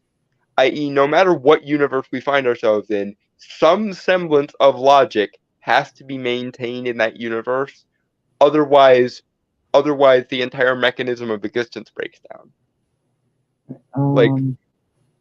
Anyway, well, we are like an hour and a half into this. Yeah. I do. We went on a lot of spider themed sidebars for a bit there. It's not even the article's fault this time. It's just we wanted to talk about random shit. It seems. To be fair, that is more interesting than fucking article. Yeah, and I think that's why we ended up on so many sidebars, was because we were dreading having to beat the same dead horse into the ground again, and so we got off on sidebars. Anyway, moving on. Even after Miles sees firsthand how messing with canon events causes entire reality to start disintegrating, when he realizes that his father, Jefferson, is ready to die, he rushes off, intending to stop to keep that from happening. As Spider Society's leader, O'Hara takes it upon himself over the charge to catch Miles in one of Across the Spider-Verse's more dazzling cases. And while the visual majesty of the sequence is breathtaking, it's what Miguel says to Miles that really comes as a punch to the gut. See, and this is the problem. Again, this is the bed you made for yourself when you started being all subversive and shit. Because of the logic that you yourself have now established of reality is shitting its pants because narrative causality hasn't been met with regards to Miles. The most heroic thing Miles can do, actually, at this point, given that premise, logically speaking, not arbitrary, random, I just want logic, but the thing that makes the most narratively causal sense here would be for him in the third movie to go, okay, maybe you're right, Miguel, maybe I shouldn't be Spider-Man, and then have him give up his spider powers so that reality can go back to normal. That would actually be a narratively satisfying and logically satisfying conclusion to this arc. He has fun being Spider-Man for a little while. He finds out his existence as Spider-Man is making reality lose its shit, and so he goes egotistical for a little while trying to resist, but eventually come to the conclusion of I have to sacrifice my own happiness for the rest of reality. Not only is that the most narratively satisfying conclusion to this possible arc, it also would make him make him in the abstract more worthy to be Spider-Man than almost anyone else. Because it's him sacrificing his own happiness for the sake of wider reality. And that's a very Spider-Man-ish thing to do. But instead, I think what's going to happen is, in defiance of that incredibly emotionally satisfying conclusion, and narratively satisfying conclusion, and logically coherent conclusion, what's going to happen is there's going to be some Deus Ex Machina loophole where Miles has to sacrifice nothing, gets to keep his powers, gets to keep his family, and doesn't lose a damn thing. And the lesson, the moral, quote unquote, is going to be don't let yourself be restricted by narrative causality or what you think the world expects from you. You're a badass by your own nature, kind of thing, which is arrogant, childish, and narratively unsatisfying, and logically inconsistent with the way you've set up the world that you yourself have made. So, Anyway, again, it's the rule of you can change whatever empirical rules you want, but logic doesn't change in any universe, it seems. Either because of the way human nature perceives logic, or because of the way logic actually is. That's the only open question left, is do we as humans seek these kind of logical conclusions because of the way we're wired, or are we wired that way because logic just is that way? I mean more on the second one, but there are people who will tell you the first. Dan Charles, to be fair, I can see a wait, hold up, can't we at least try for another way? That would make it not non-heroic. I mean, to be fair, there is that idea that it doesn't have to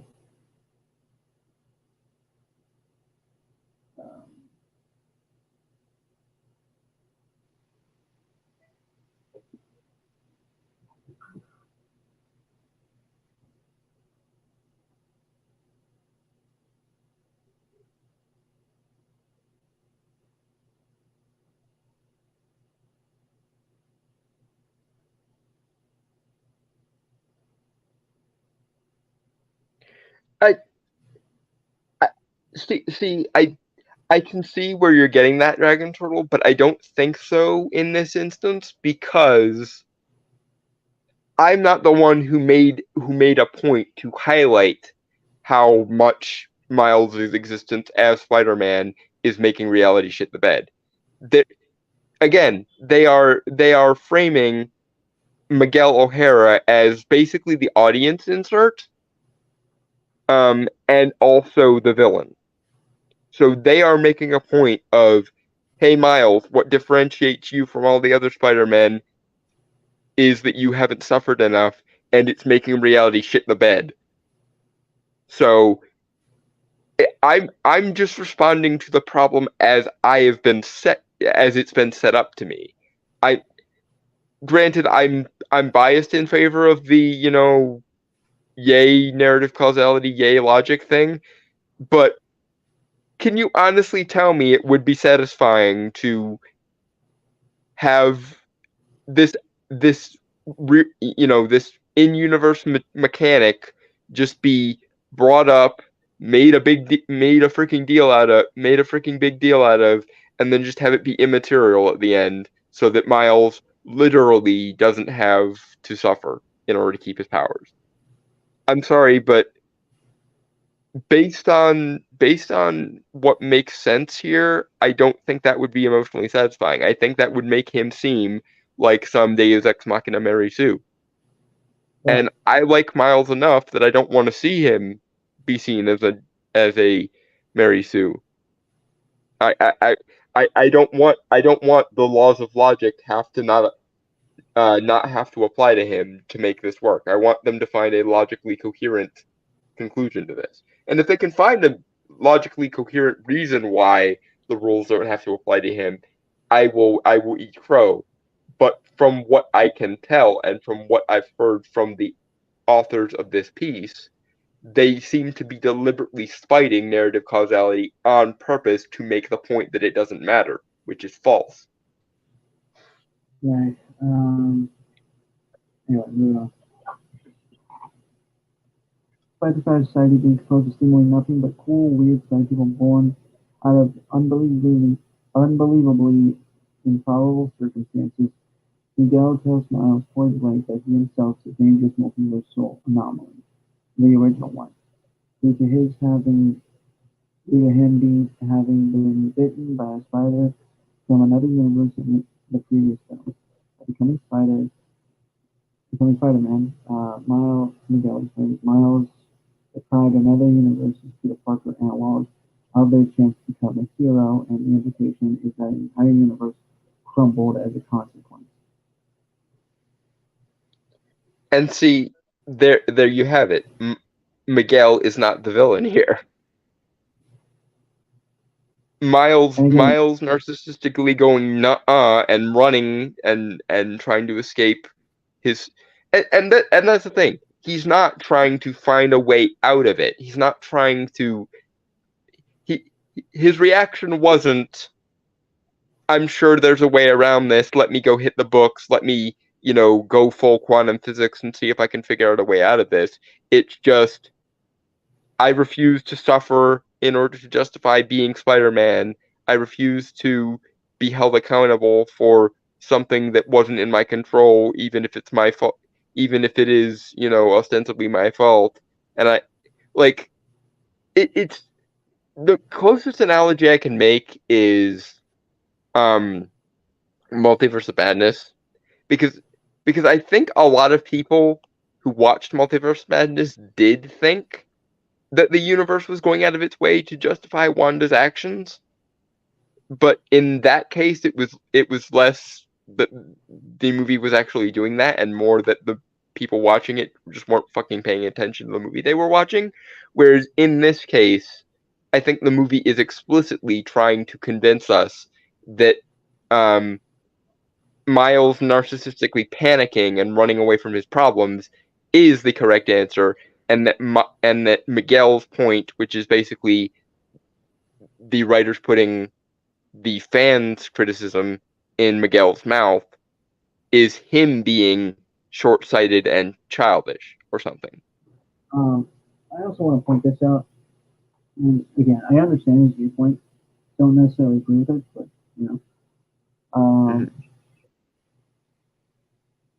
because it is stated that he went to another universe to be with his daughter, who, like, a version of him died in that universe, and I guess a version of his daughter died in his universe. I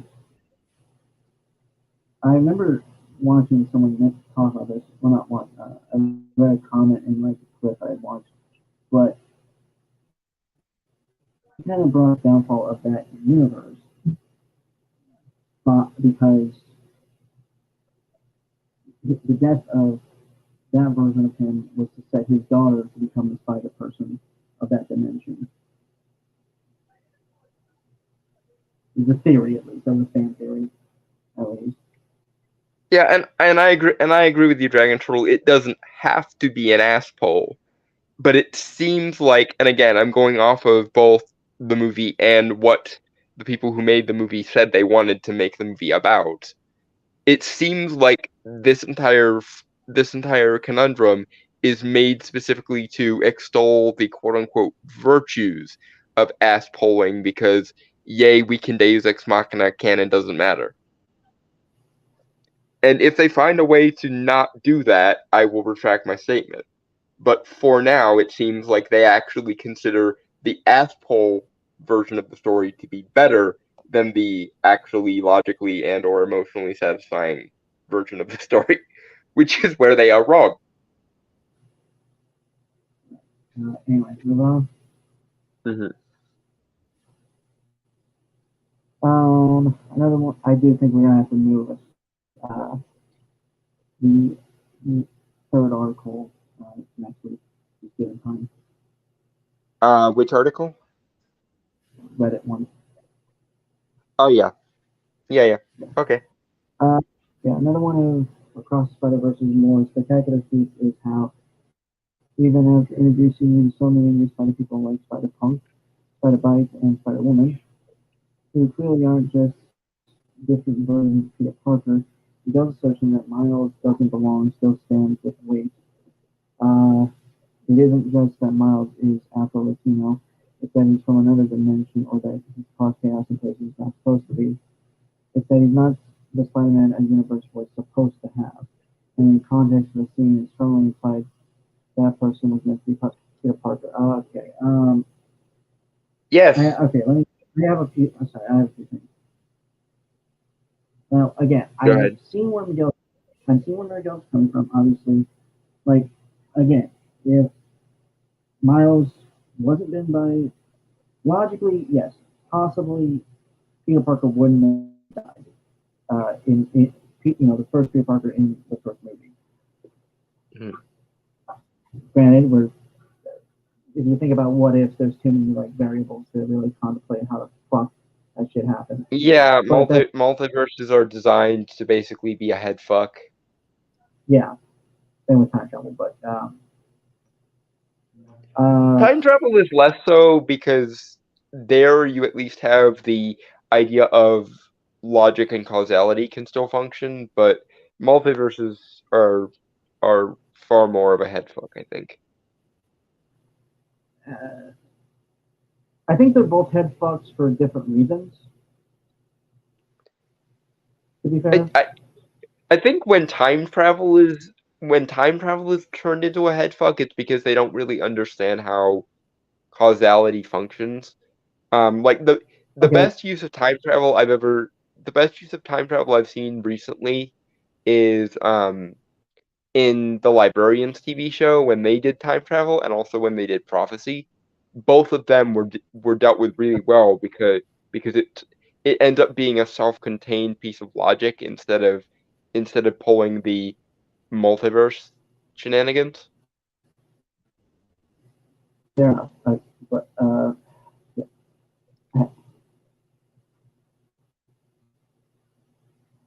I don't think they implied that it was supposed to be Peter Parker, but it was supposed to be that somewhere in the universe, which I believe was supposed to be Earth 2, as they mentioned, that a Spider-Man was supposed to be bitten by that spider, but because of the tinkering and meddling of Kingpin and Alchemax crossing dimensions, that spider never got a chance to fight uh, the destined Spider-Man, which we learned. And see, that would be yeah.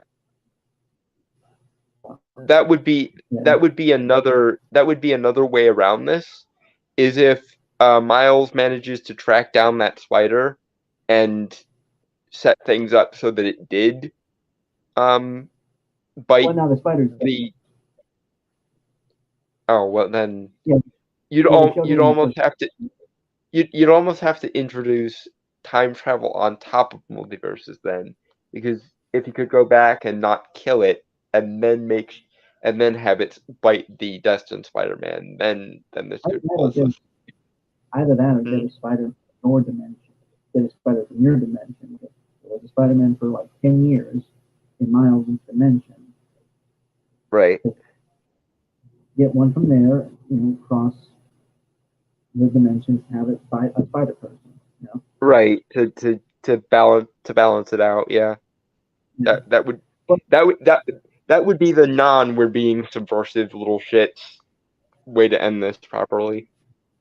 But the thing I was going to get at was, again, it's not it's weird how they're bringing up the race thing when it's clearly shown it has nothing to do with race. Yeah, the character who's taking issue the character who's taking issue with this in this instance is Miguel, who is also a Hispanic dude. Like, like that and and here's the really funny thing. The people behind the movie think that this is about race, and they're the ones who made Miguel the audience surrogate for this. So they think it's about race, and yet they had one Hispanic person lecturing another Hispanic person, Yeah. which tells me that either they have zero self-awareness of any kind whatsoever, or even they, on some level, know that it's not about race, and their subconscious got the better of them.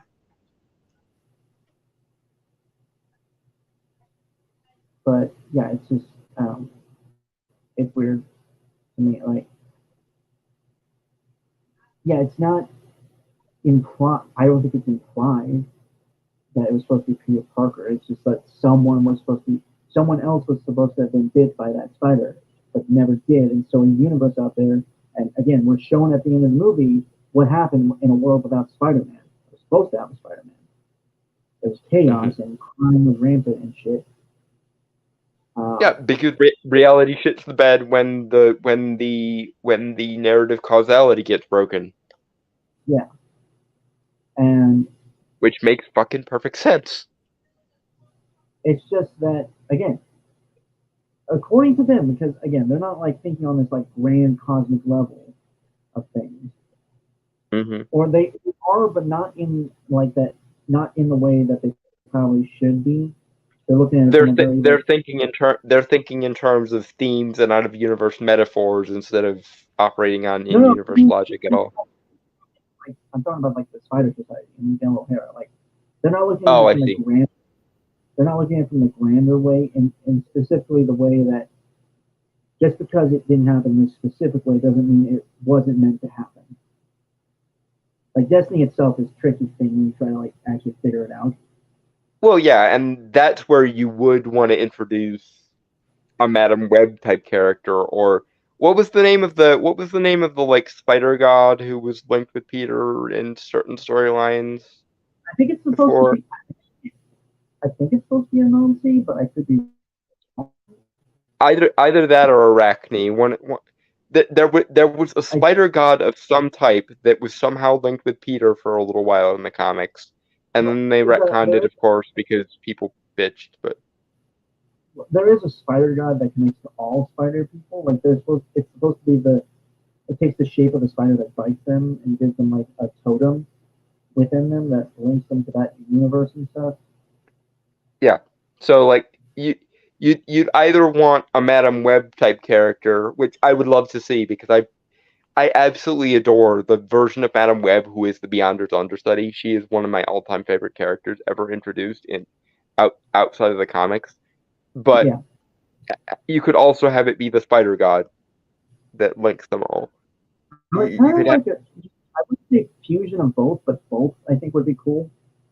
But the thing again, like have them represent like a duality similar to like the Spectre and Phantom Stranger kind of do. Sure, yeah. But going back to this, it's weird how this writer has gone straight to race.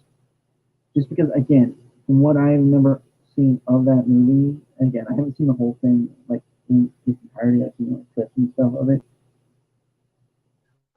It's the usual straw man thing. Whenever fans have problems with things based on in-universe logic or canonicity or character likability or anything, it's always you don't think this for the reasons you think it or the reasons you're expressing that you think it.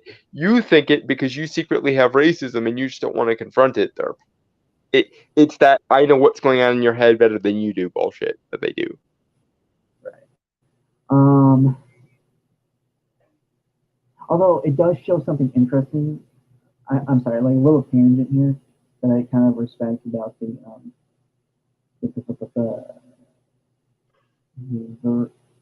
about the interconnectivity of the two movies, the Spider-Verse. Mm-hmm.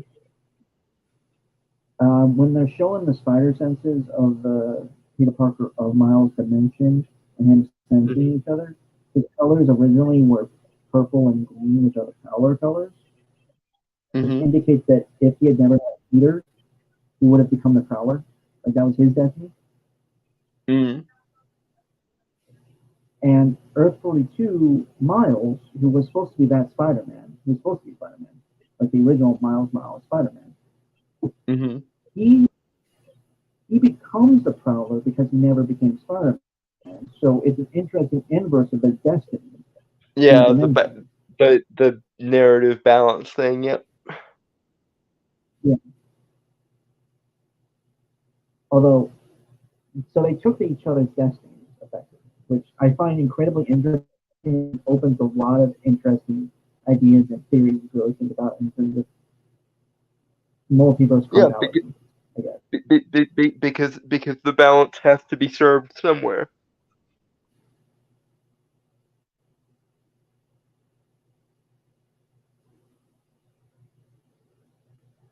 Anyway, moving on, because we only got like a little bit more left. So, Yep. Yep.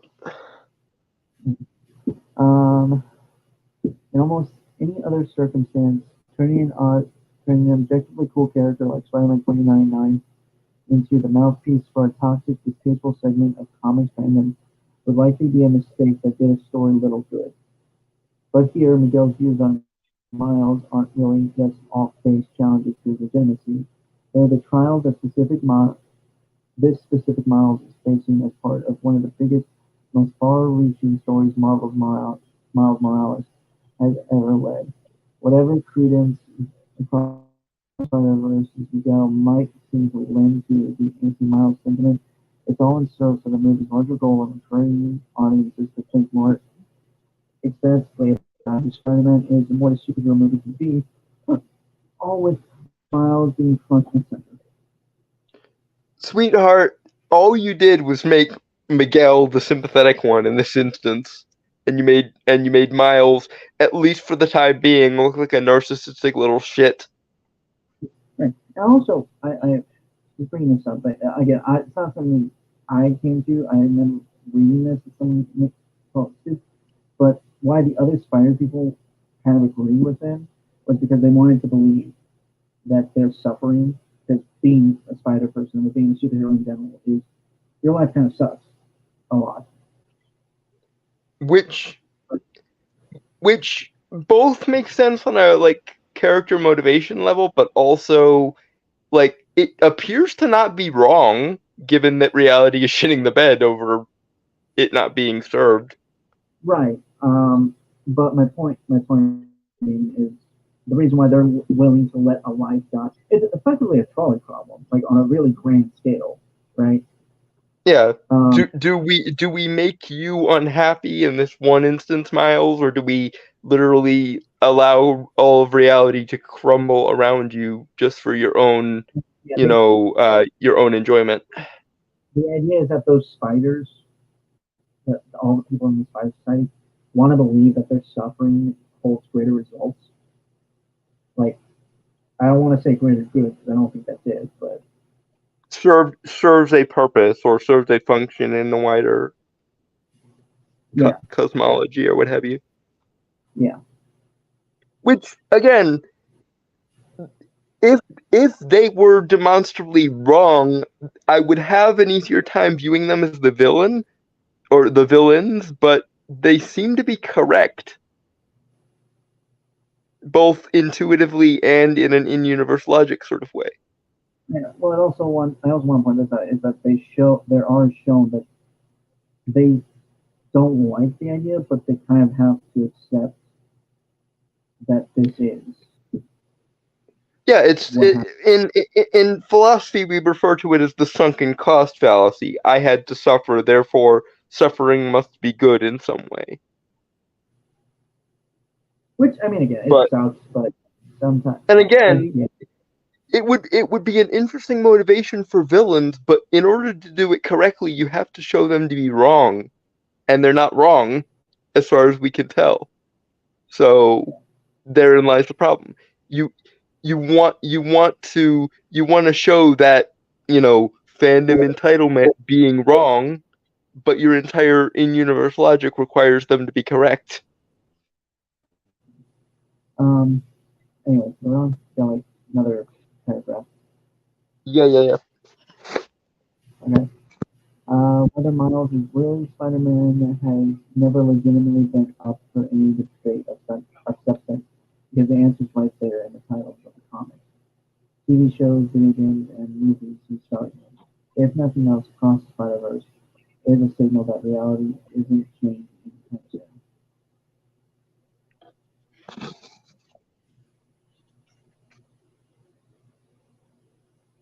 And again, the problem is he can be a Spider-Man, but he can never be equivalent to the Spider-Man. He can never be on an equal footing. He can never be on an equal footing with Peter and be Spider-Man in the same way or to the same degree as he is. Just like with all the other sort of AirStats successors we've had recently. No matter how much you claim Sam Wilson is Captain America, when you hear the phrase Captain America, you think of Steve Rogers. And no matter how much you say Amadeus Cho is the Hulk, people are thinking of Bruce Banner. No matter how much you say the only exception, I suppose, is with Sorcerer Supreme, because Sorcerer Supreme is the title, Doctor Strange is the character, and even then, people got pissed when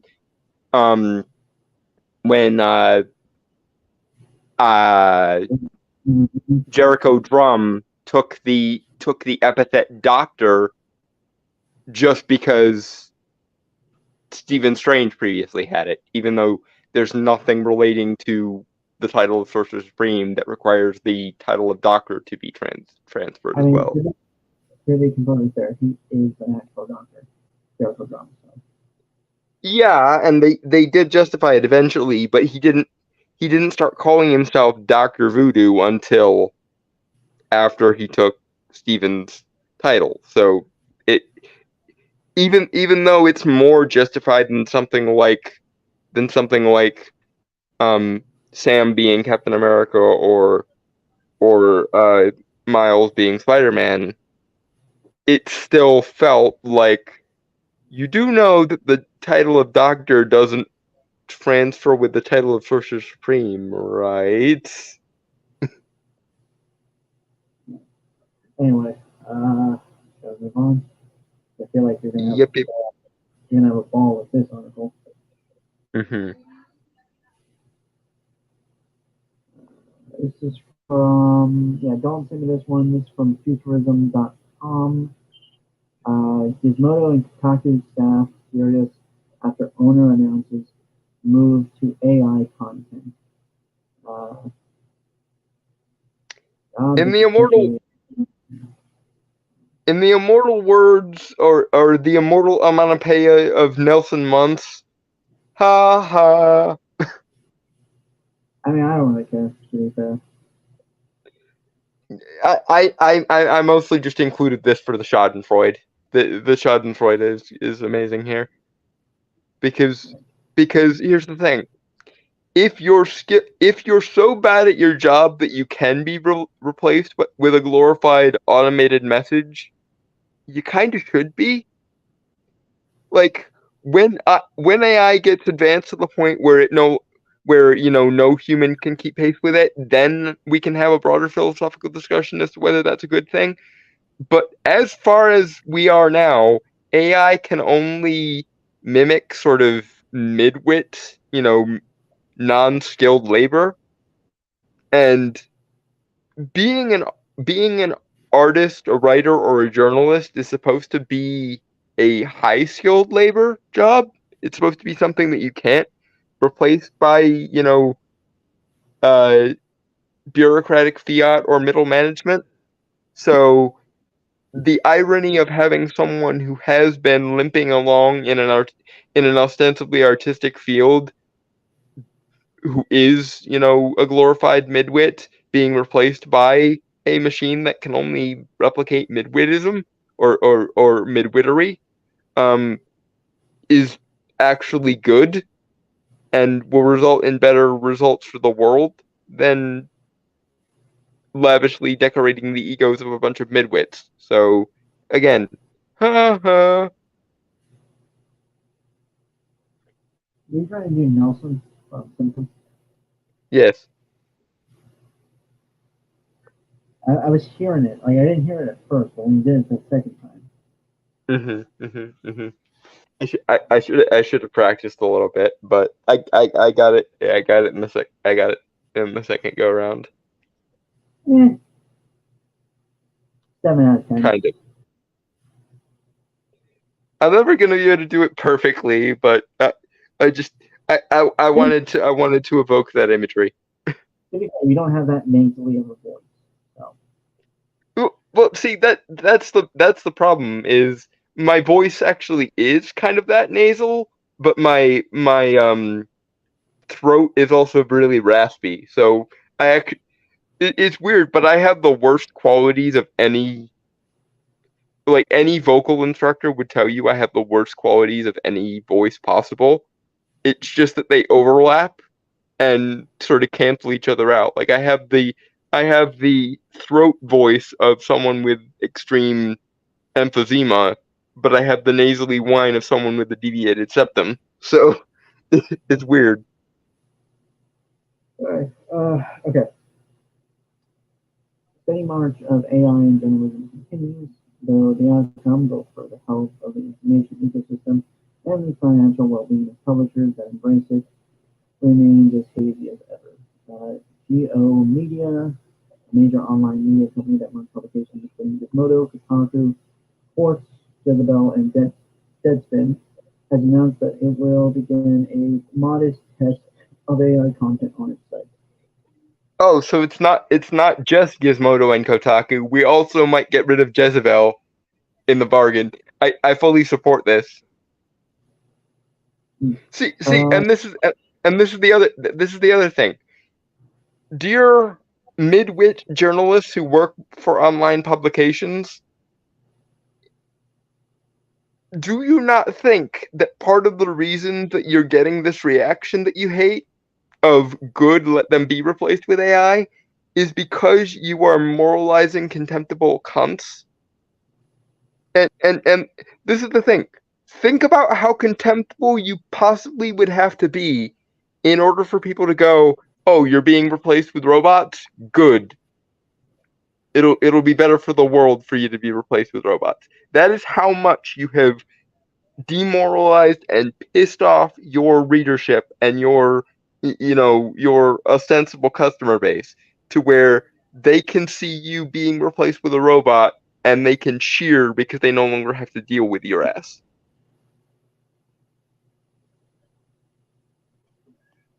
Because as much as we all might fear AI, we hate you more.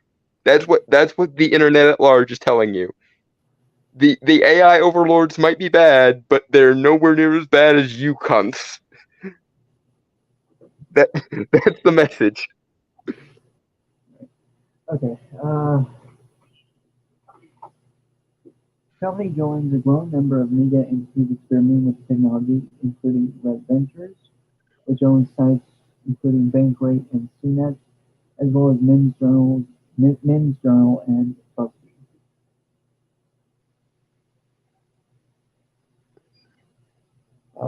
These trials have already led to a flood of error-laden, plagiarized, and poorly written content due to badly implemented and, some would argue, inherently unsuited AI models that still have a strong tendency to make us fast. You really don't want to pull that thread, my dear Kotaku journo, because the thing is,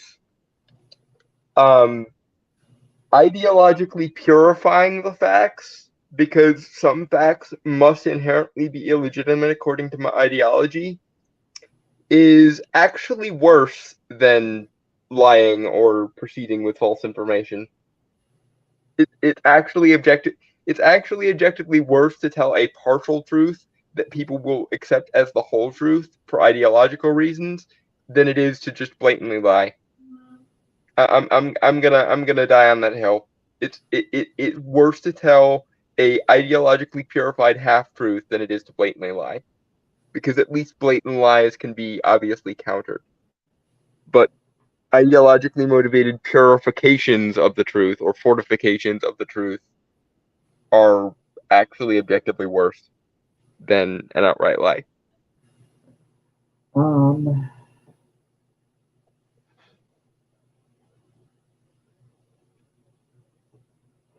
But pushes to AI content have also preceded sweeping layoffs at CNET and BuzzFeed. In an email to staff, Geo Media editorial director Meryl Brown argued that the news shouldn't come as a surprise since everyone in the media business has been considering AI. The trial will include producing just a handful of stories that most of our sites that are basically built around lists and data downloads. These features aren't replacing work currently being done by writers and editors, and we hope over time, if we get these content right and produced at scale, AI will, via search and promotion, help us grow our audience. And again, the upshot here is twofold. Number one, if you don't want to be replaced by AI, get good enough at your job that you can't be replaced by AI.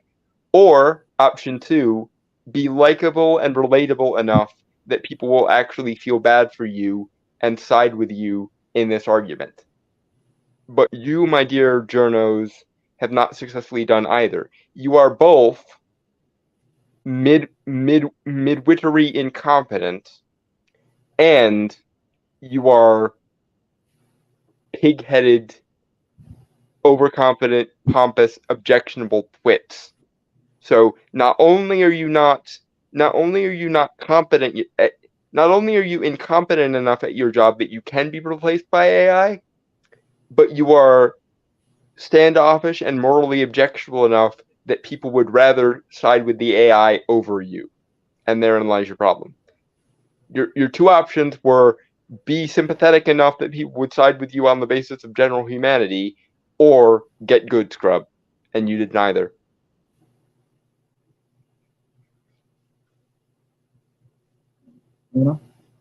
Moving on.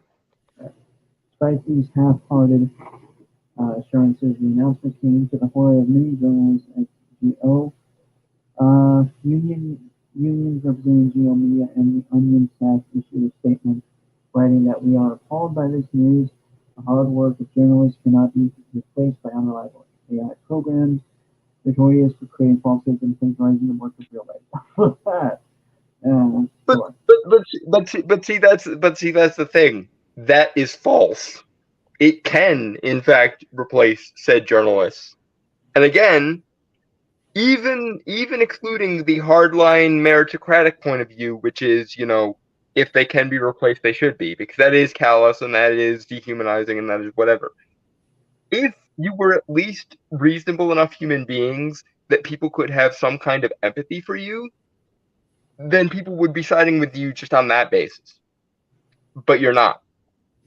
You are that special kind of stupid that is both incompetent to the point of being able to be replaced by AI and morally and personality-wise objectionable enough to the general audience that they would prefer AI over you. That is how fucked you are. That is how much you have fucked up. Not only are you not good at your job, you're not even likable enough that people would prefer you keep your job over AI. And to quote Arthur Fleck, sometimes you get what you fucking deserve. Because it's not just the, not being meritocratic enough to not be replaced by AI. It's that you're also not likable enough to extort any empathy from people. Because that's the thing. If you were as incompetent as you are, but you were at least likable enough that people could side with you, they would side with you. Because people are inherently distrustful on some level of AI. Because we've all seen way too many sci-fi movies, especially in nerd spaces. But you have pissed off your audience base to the point that they would prefer the AI over you, and that's the bigger problem. Not just your incompetence, but your pompous, elitist, moralistic contempt for your own audience did this to you. Moving on. The Gizmodo and Kotaku staff, in particular, were outraged at the news. AI content will not replace network, but it will devalue it, place undue burden on editors, destroy the creatability of my outlet, and further frustrate our audience. You motherfuckers have already done that. Yeah, see, that's the thing. The value of the thing it is replacing is equivalent to the thing that is equivalent to the thing that it is replacing. That's the thing. If you were actually providing more value than the AI could, people would object. Or, and this is the other thing, even if you weren't, but you were at least likable and human enough to extort some empathy from people, they would side with you over on the basis of general, human sentiment over soulless AI. But not only are you incompetent and therefore providing no more value to either your company, your audience, or frankly yourselves than the AI could, you're also pompous, elitist, moralizing, hysterical, fear-mongering twits. And therefore, not only are you less competent than the AI, you are in many ways less likable than the AI. And that is a feat of incompetence that I must give you kudos for if it weren't so fucking sad. Moving on. Yeah. Alright, the global journalist Wayne Cordega tweeted in response to the news, AI in any form only undermines our mission, demoralizes our reporters, and degrades our audience's trust. Hey, this sucks. Tweeted Kotaku Sweetheart. writer Zach Nysen. Please retweet and yell at Geo Media about this thing. Okay, well, yeah, you're clearly wrong. You're clearly wrong.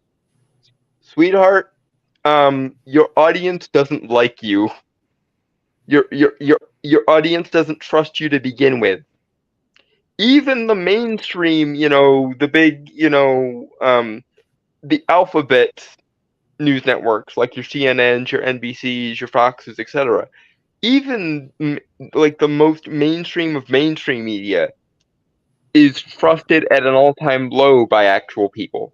I think according to the recent poll, it was something like 20 to 30% of people trust the mainstream media at all.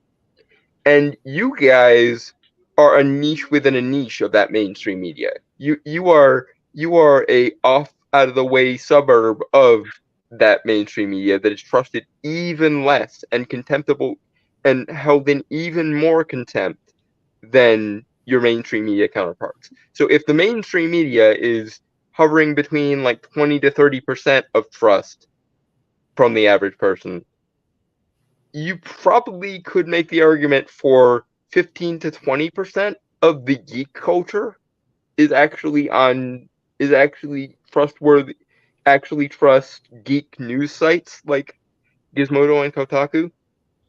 And the less said about Jezebel, the better, because that almost is worth me cheering to begin with.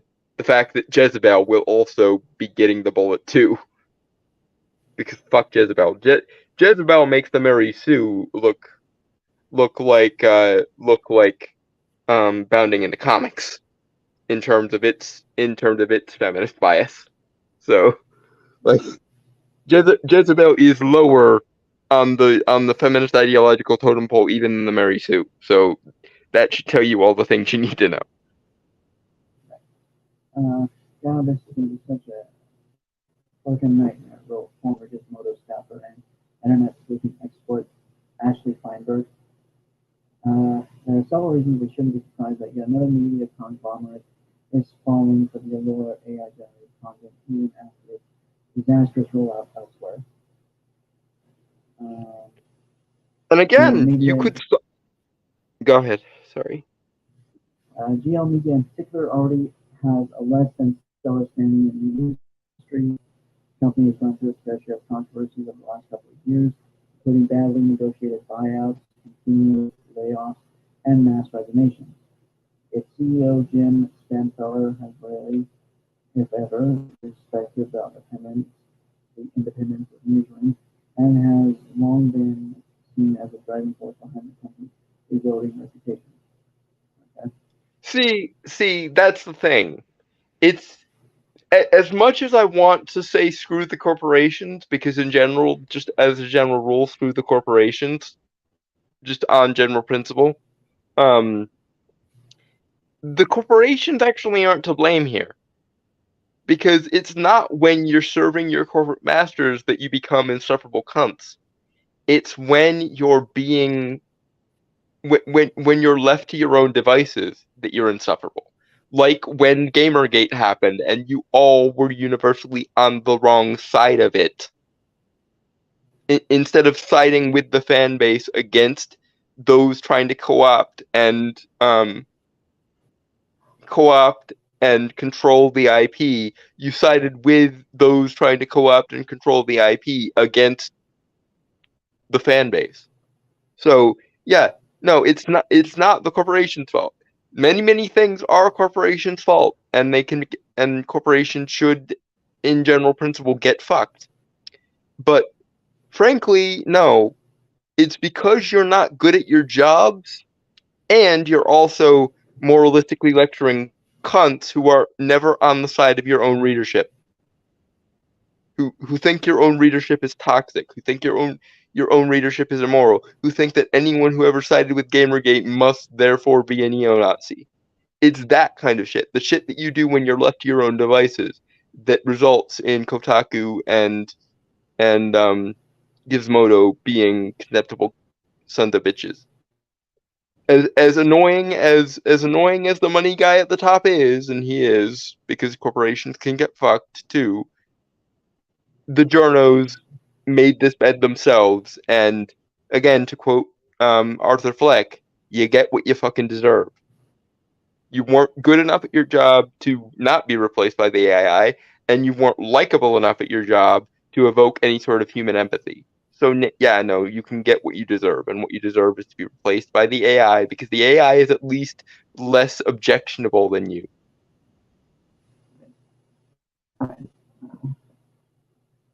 And all of that is in spite of extremely good writers and editors, no, who have historically stood up for themselves when it comes to their parent company's abysmal leadership. In short, it's no wonder staffers are exhausted by the company's latest decisions. This news comes after years of disinvestment in our newsrooms, increased demands on reporters and editors, and mass attrition of staff.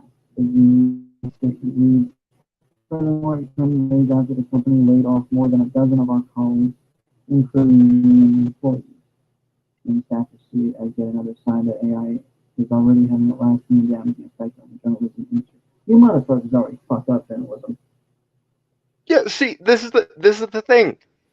Well, normally on paper these facts would be somewhat, let me play the world's smallest violin sort of facts.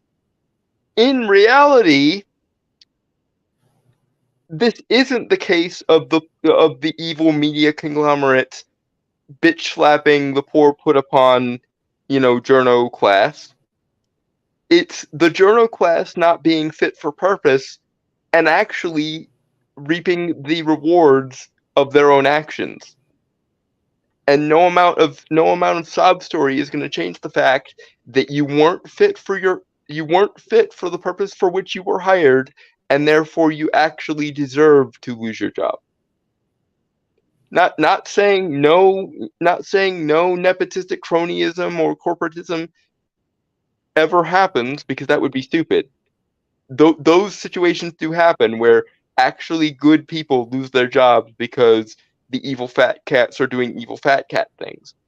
But in this specific case, do not appropriate that victimhood. Do not frame yourself as the poor put upon victim of this.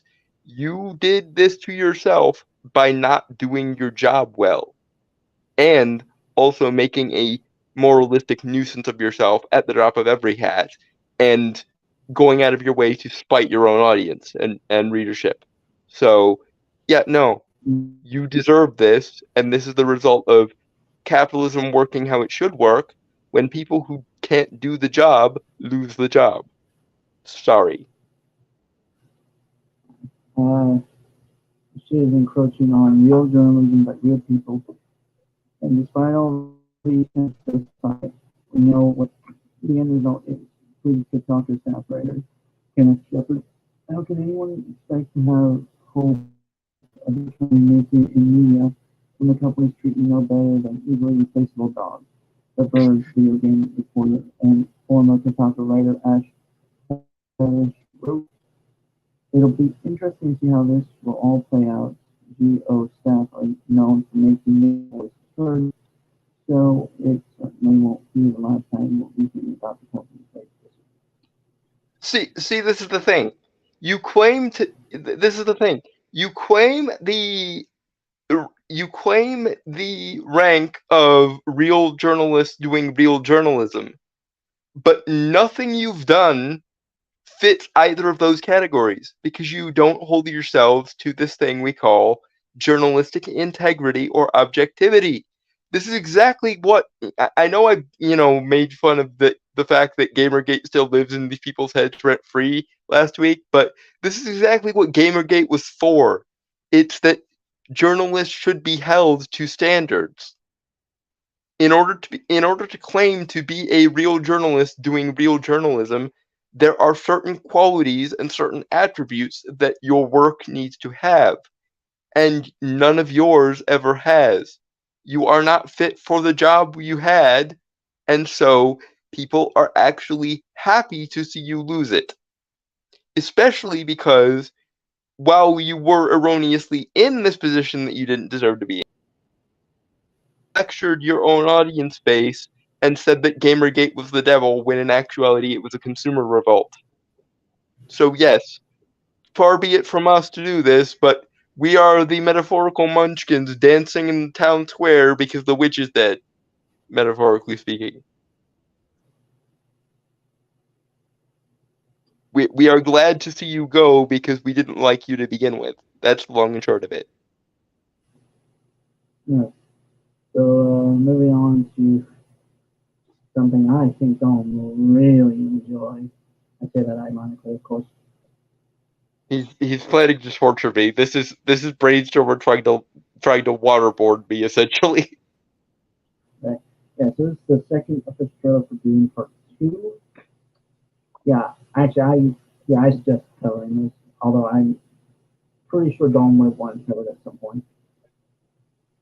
Yes, but I actually had a little bit of faith in your tendency to want to cover positive things at the end, and that we wouldn't have to cover this until next week or the week after. And you did this to me.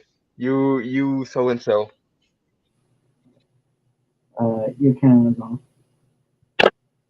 Yeah, I know. I Okay. I I fell off the edge of the bed, so I needed to reposition myself. Okay. Um, I will say this trailer is probably better than the first one. It's still Denis Villeneuve ass raping Dune though, and it's just I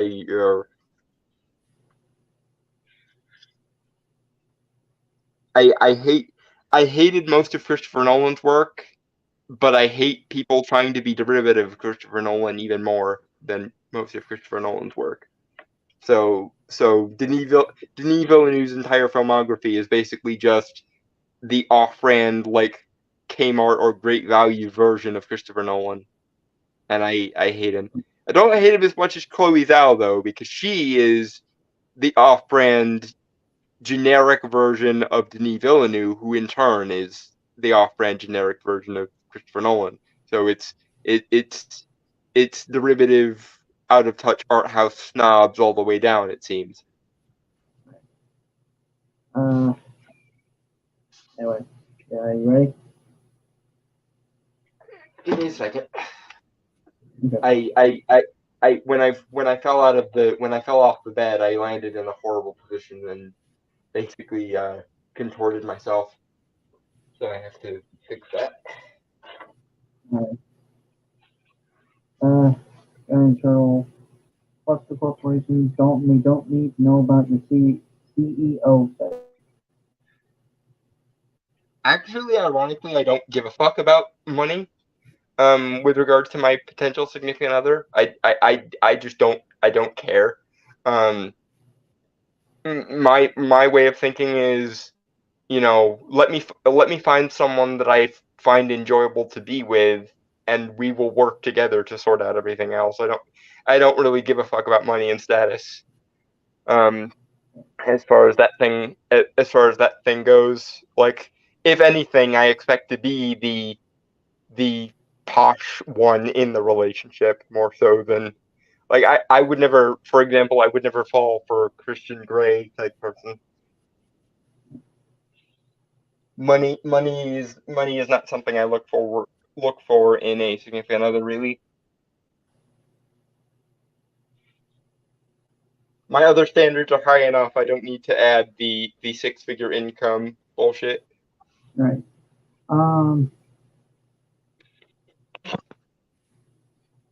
Well, since we still might have time, well, there actually might be something positive we could end on. So. Yay. Yeah. Would have been nice for you to mention this before the torture, but Well, I did. let's I did let's before. continue. I didn't think I know. I'm doing a bit. I can. Sometimes it's hard to tell. Because you know how much I despise Denis Villeneuve, and in particular his take on Dune. So Yeah. so you torture me and then give me something positive at the end. Okay. Well, I think just given because I think Dragon Turtle and I will get more enjoyment out of it just because we have a more connection to it. But we'll get. You sick bastards like watching me suffer. The things I do for you people. No, I was talking about the more positive things on that. So. Okay. Yeah, I don't really have a connection one way or the other to Red versus Blue. I always think of Pokemon whenever Red versus Blue is brought up, because I'm pretty sure they had a game that was called that. Red versus Blue is after your time. Yeah, and I always think of Pokemon whenever I hear it. Anyway, Spice. Spice.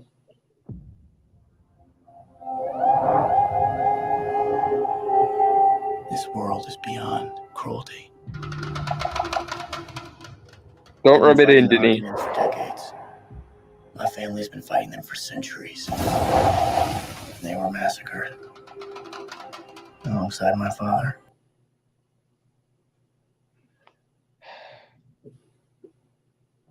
I don't know. Like, I think the kind of issue, more or less, is maybe the color grading in certain places.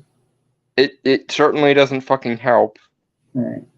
The biggest problem is this is a movie, or this is a franchise about basically reality bending space LSD in a pseudo medieval political landscape, and it looks as dull can be. To be fair, that has been sci-fi for about a decade or so. That has been sci-fi for a decade or so. Yeah, and I kind of hate it. Like, yeah, I agree. Again, it's the, I know, let's be as boring and visually uninteresting as possible, and that will make us seem more intellectual. Derp. It's that nonsense. I just hate it. Like, we can't actually give people a story worth giving a shit about or a visual splendor on display. We have to be as boring and dull as possible, because that's the only way we think we can be intellectual. I would agree, if nothing else. From what I've seen of Dune, like the first, like part one, it never really had any interesting shots. was visually striking, I think. So Yes, the basically Beetlejuice style sandworm that also should be in here somewhere. But again, we have to. 20 seconds. Hmm? We're only 20 seconds in. I think you're jumping the gun on that. Spice, for the love of God. Your father didn't believe in revenge. We believe in Fremen. Let me fight beside you. Reload!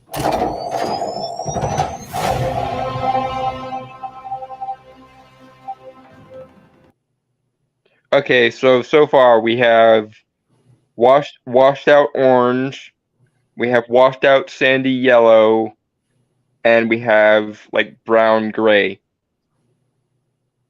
Oh, the visual splendor. Oh, the artsy fartsiness of it. Fucking hell.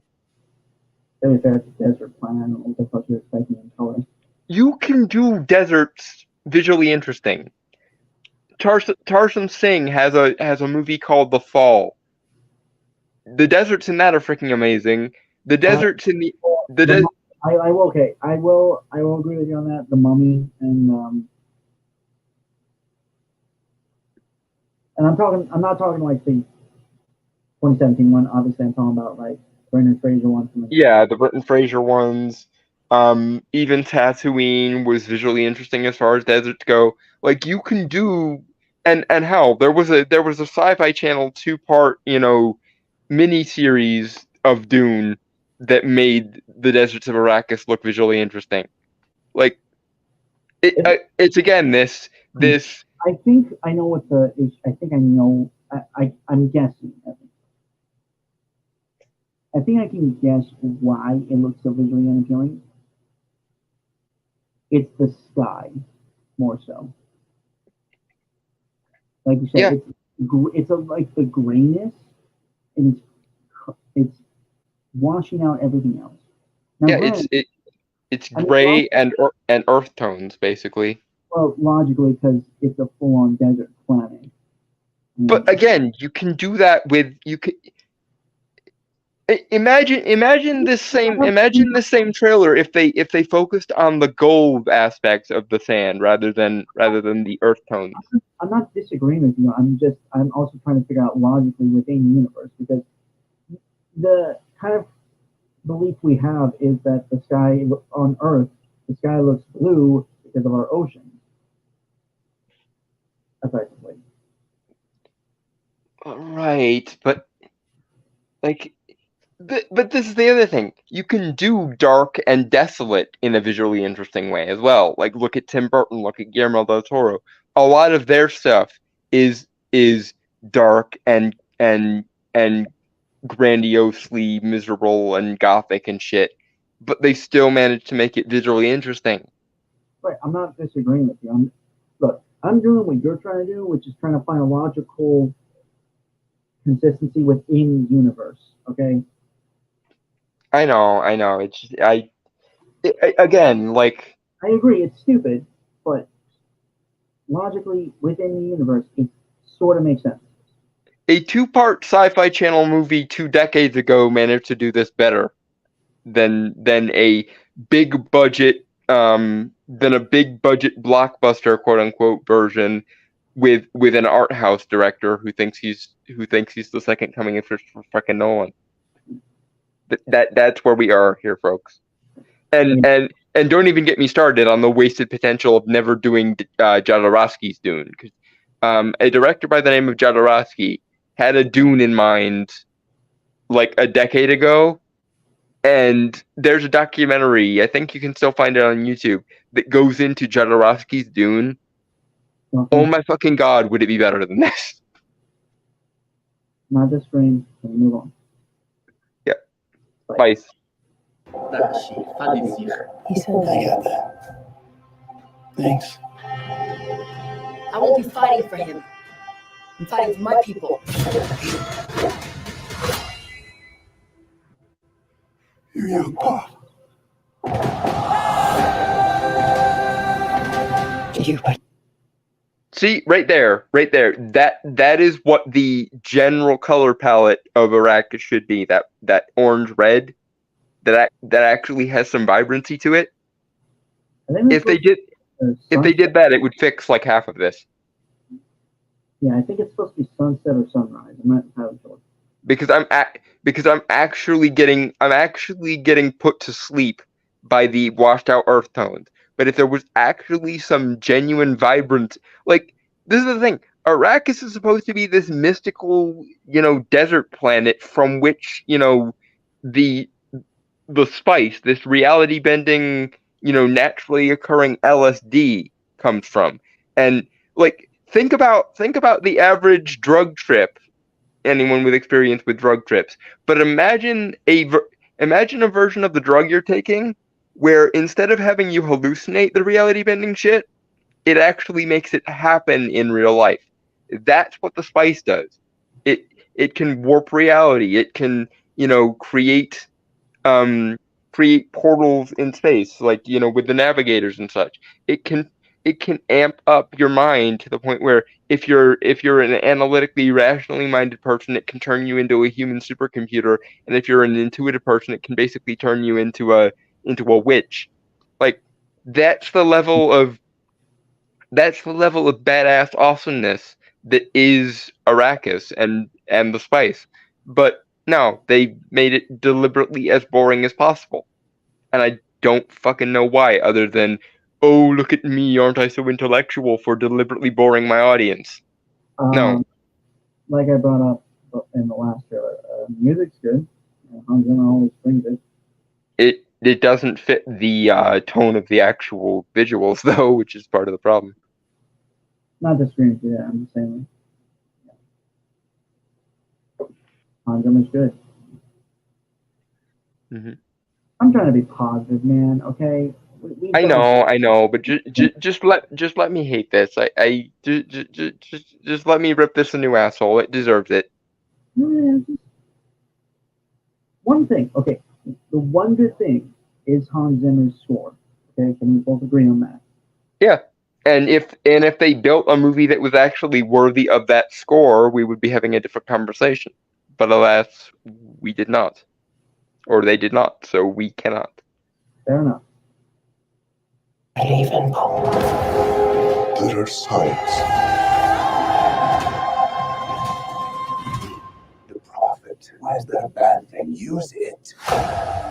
because all my visions lead to horror. Because you lose control. Because I gain it.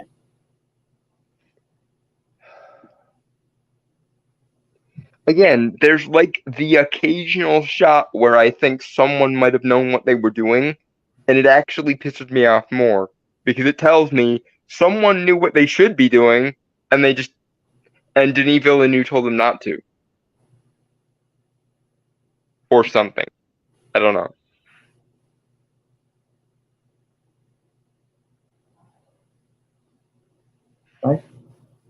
Spice.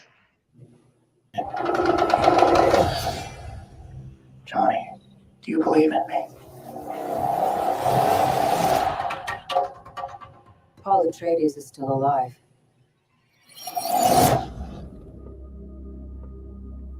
It would Deal with this prophet. Okay. It would also help if everyone wasn't monotone whispering every line that comes out of their fucking mouths. Gonna be more serious, I don't know. Although, I mean, it's pretty good cast. Right, but they're not being allowed to actually, act, and it's a bit of a problem. Mm-hmm. Like, I would say visually striking stuff seems to be from Harkonnen's home planet. Like even in the first film. Which makes it a bit annoying when you consider that, they're supposed to be the bad guys, and yet they're the only reprieve seeing their planet is the only visual reprieve we get from being washed out by earth tones every 5 fucking minutes. Yeah, because it's like a very stark black and white. Given how they look, which is like just basically like what's the term for like people that are born like that have a genetic disorder that they don't grow hair? Albinos. No. No, that's where they Oh, look. the one alopecia. I think it's the one. It's the one with it's the genetic defect with no hair.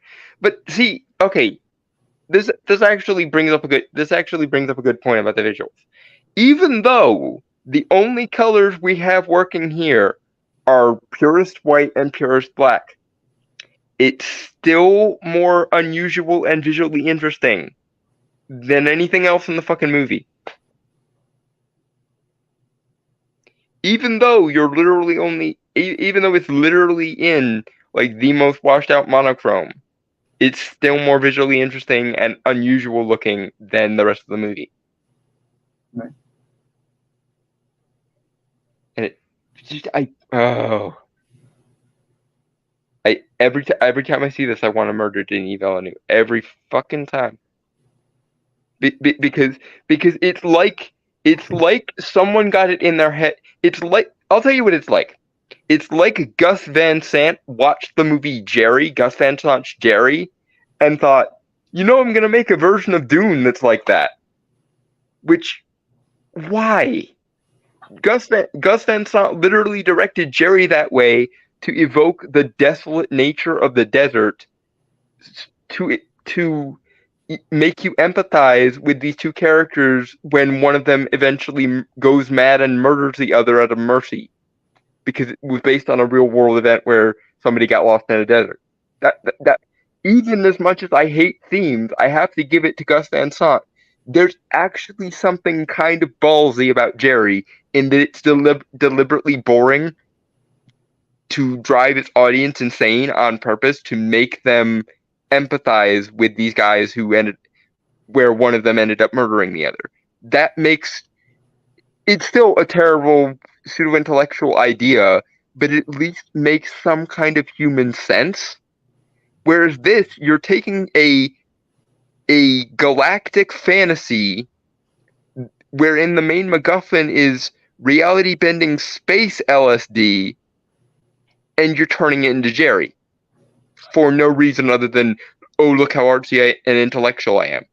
It's, oh god, it's fucking irritating. Spice. Show me who you are.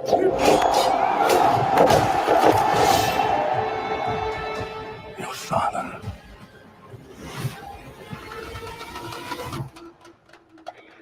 was a weak man. Look who's back from the...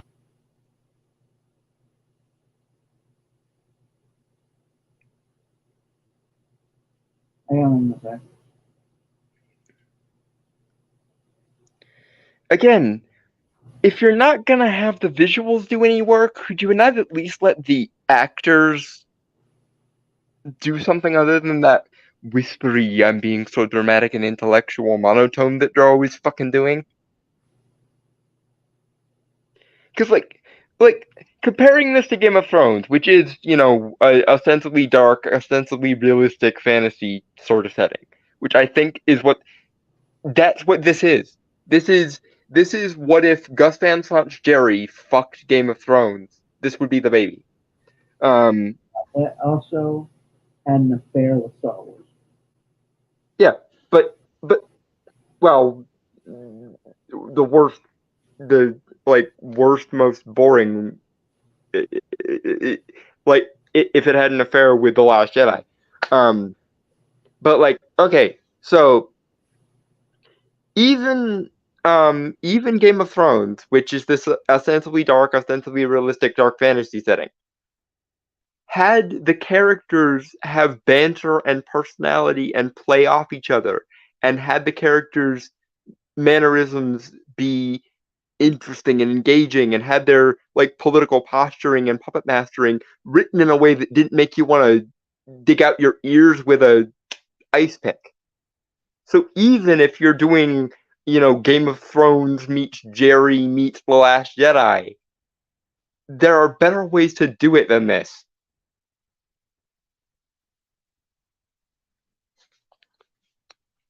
And it certainly shouldn't be done with Dune, which again, a intergalactic space fantasy with reality bending acid as the main MacGuffin. It's just why? And what kills me is we could have had Jodorowsky's version that actually did kind of go for the gusto with the visual weirdness and shit. But no, instead we have Denis Villeneuve saw Jerry one too many times and decided I'm gonna make a Dune movie in the style of Jerry. Fucking hell.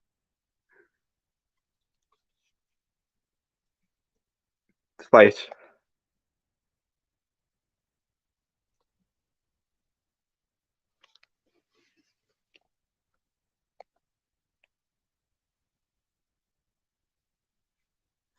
Unless Brainstorm are left to do something.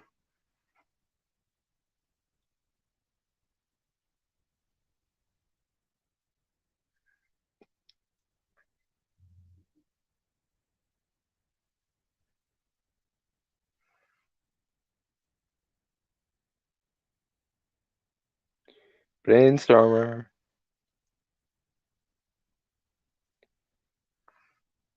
And now this stream has become almost as desolate as the movie. But still less so, because I'm not doing this and being all dramatic and overly serious and shit while also whispering because reasons.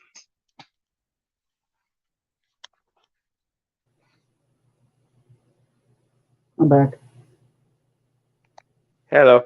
Yeah, I was just throwing something away.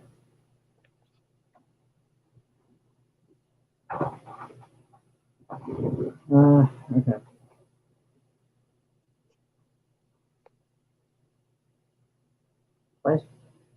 Spice. The one thing this movie definitely isn't. Must be done.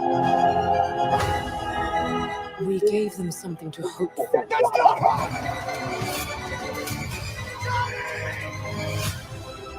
I will love you as long as I breathe.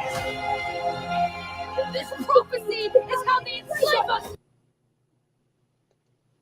Why is everyone taking acting lessons from like Hayden Christensen, Christian Stewart, and Robert Pattinson in Twilight, and Hayden Christensen in Star Wars prequels?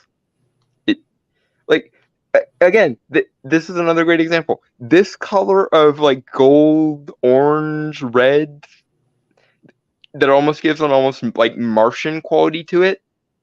If this was the baseline color scheme, it would at least help me not be bored. But no, we get little teeny flashes of this and vast expanses of boring. I think it's supposed to be like setting sun, so.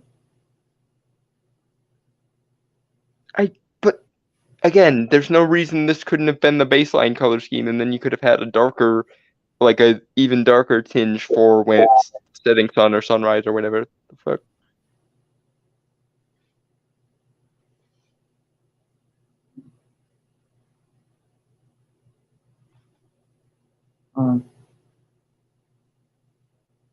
But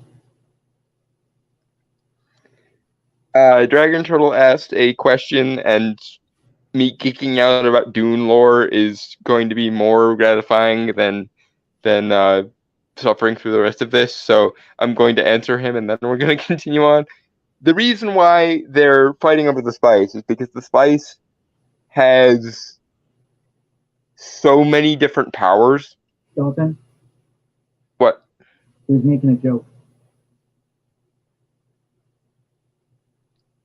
Oh. Well, it was still more gratifying to explain the logistics of the spice trade than go through the rest of this. But long story short, it's partially a reference to the history of the Silk Road because Frank Herbert was a massive like medieval history fan, especially in relation to the Crusades and the Silk Road era.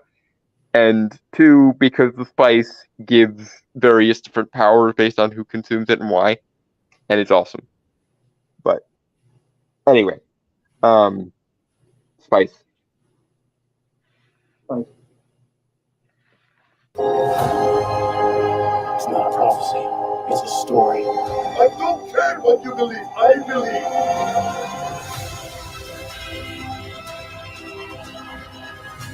I am Paul Muad'Dib Atreides. You of Arrakis. Even the colors wouldn't be so bad if there was a little bit more like vibrancy and like just up the saturation a little bit. It wouldn't like up the saturation, up the pop, up the like darken the shadows up a little bit. It wouldn't be so ungodly terrible. But it's this quote unquote naturalistic photography shit that they're trying to do on top of also the extremely washed out earthen color scheme. You know what's weird? I have seen naturalistic photography before. Mm-hmm. It's so much more colorful and vibrant. Yeah, because this is how much they fucked up. Baseline IRL physical reality is more visually and conceptually interesting than this movie about, a far-flung political space fantasy that features reality bending LSD as a main feature. That is how much they have gone out of their way to make this thing, which should not be boring under any circumstances, like taking Ambien while watching Gus Van Sant's Sherry.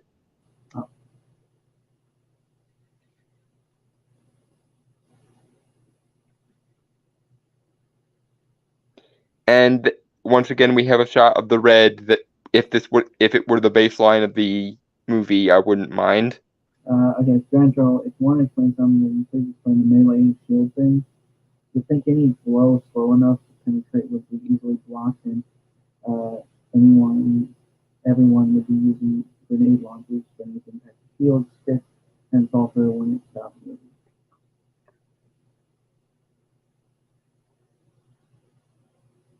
Oh, the way the shield works is it's an oscillating shield, so you can get something similar to a blade through it, but you can't get like an explosive, a laser, or heavier artillery through it. That's why they revived sword sports basically in the setting, is because of the way the shields are designed. It actually makes the melee more offensively useful than would be laser guns or heavy artillery or thing. It's largely because there's a subtle level of like Ludditism going on here, where at some point in the past, as far as the setting is concerned, but future as far as we're concerned, humanity got so addicted to high technology and las bullshit or laser based bullshit that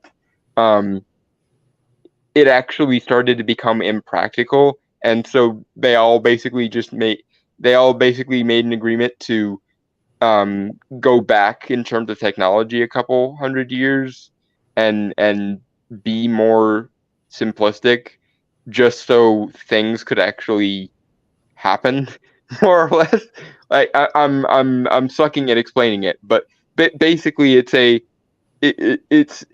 humanity advanced to the point where life was boring, and so they basically found new ways to make life interesting again for themselves. And also, when the spice was discovered, it completely changed the reliance on things like warp drives and like hyper advanced technology, because they realized, hey, all we need to do is take this spice, hook up the person who takes a bunch of the spice to a ship, and then we don't even need the warp drive anymore. that related to the Valerian Jihad?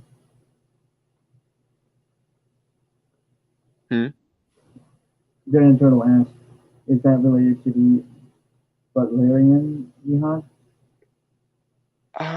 It's been a while since I looked into it. I would have to actually go back and double check. Still on 20 seconds left, so So Spice. yeah, give me a second to get this done.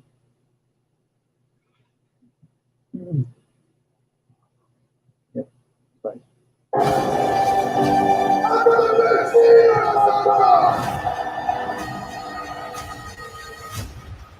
He who can destroy anything has the real control of it.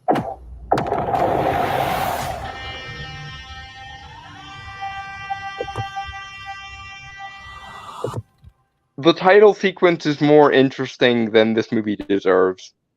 Or to put it another way, you should have put that same visual style in the rest of the movie, because actually, with the way the rest of the movie looks, apart from those occasional like sunset or sunrise shots, the title actually seems like it actually looks out of place by comparison to the rest of the movie, or the majority of the rest of the movie. That's how much you fucked up. If that were the baseline color scheme of the movie, then it would look right. But because you insisted on having this washed out sand, washed out gray, and washed out earth tone to fucking everything, the title sequence being that interesting red, and the like fire lettering, actually looks like it's a title sequence of a completely different fucking movie. A movie that I wish I could see, because it would probably be more interesting than that. And it might result in people not whispering quite so goddamn much. Because that's the thing. If you can't let the visuals do work because of some bullshit reason, could you not at least let the actors liven things up a little bit? Alright, so moving on to the positive thing. Granted, this was kind of a last edition, just because it came out yesterday. Honestly, I'm wondering if we should save it for next week, because it's already 11, and I haven't eaten yet.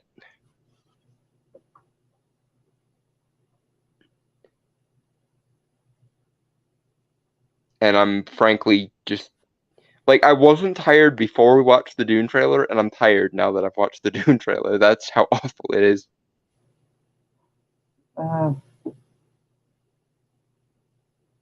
Yeah, sure. Shame really, I did want to talk. But yeah, okay. Yeah, so we'll save that. So I guess we're done for this week then. Yep. So with that, folks, I want to say goodbye, adios, aloha, avinite, sayonara, peace, cheers, and Shalom. Fuck all of you for making me watch the Dune trailer, and fuck off. Go watch Gus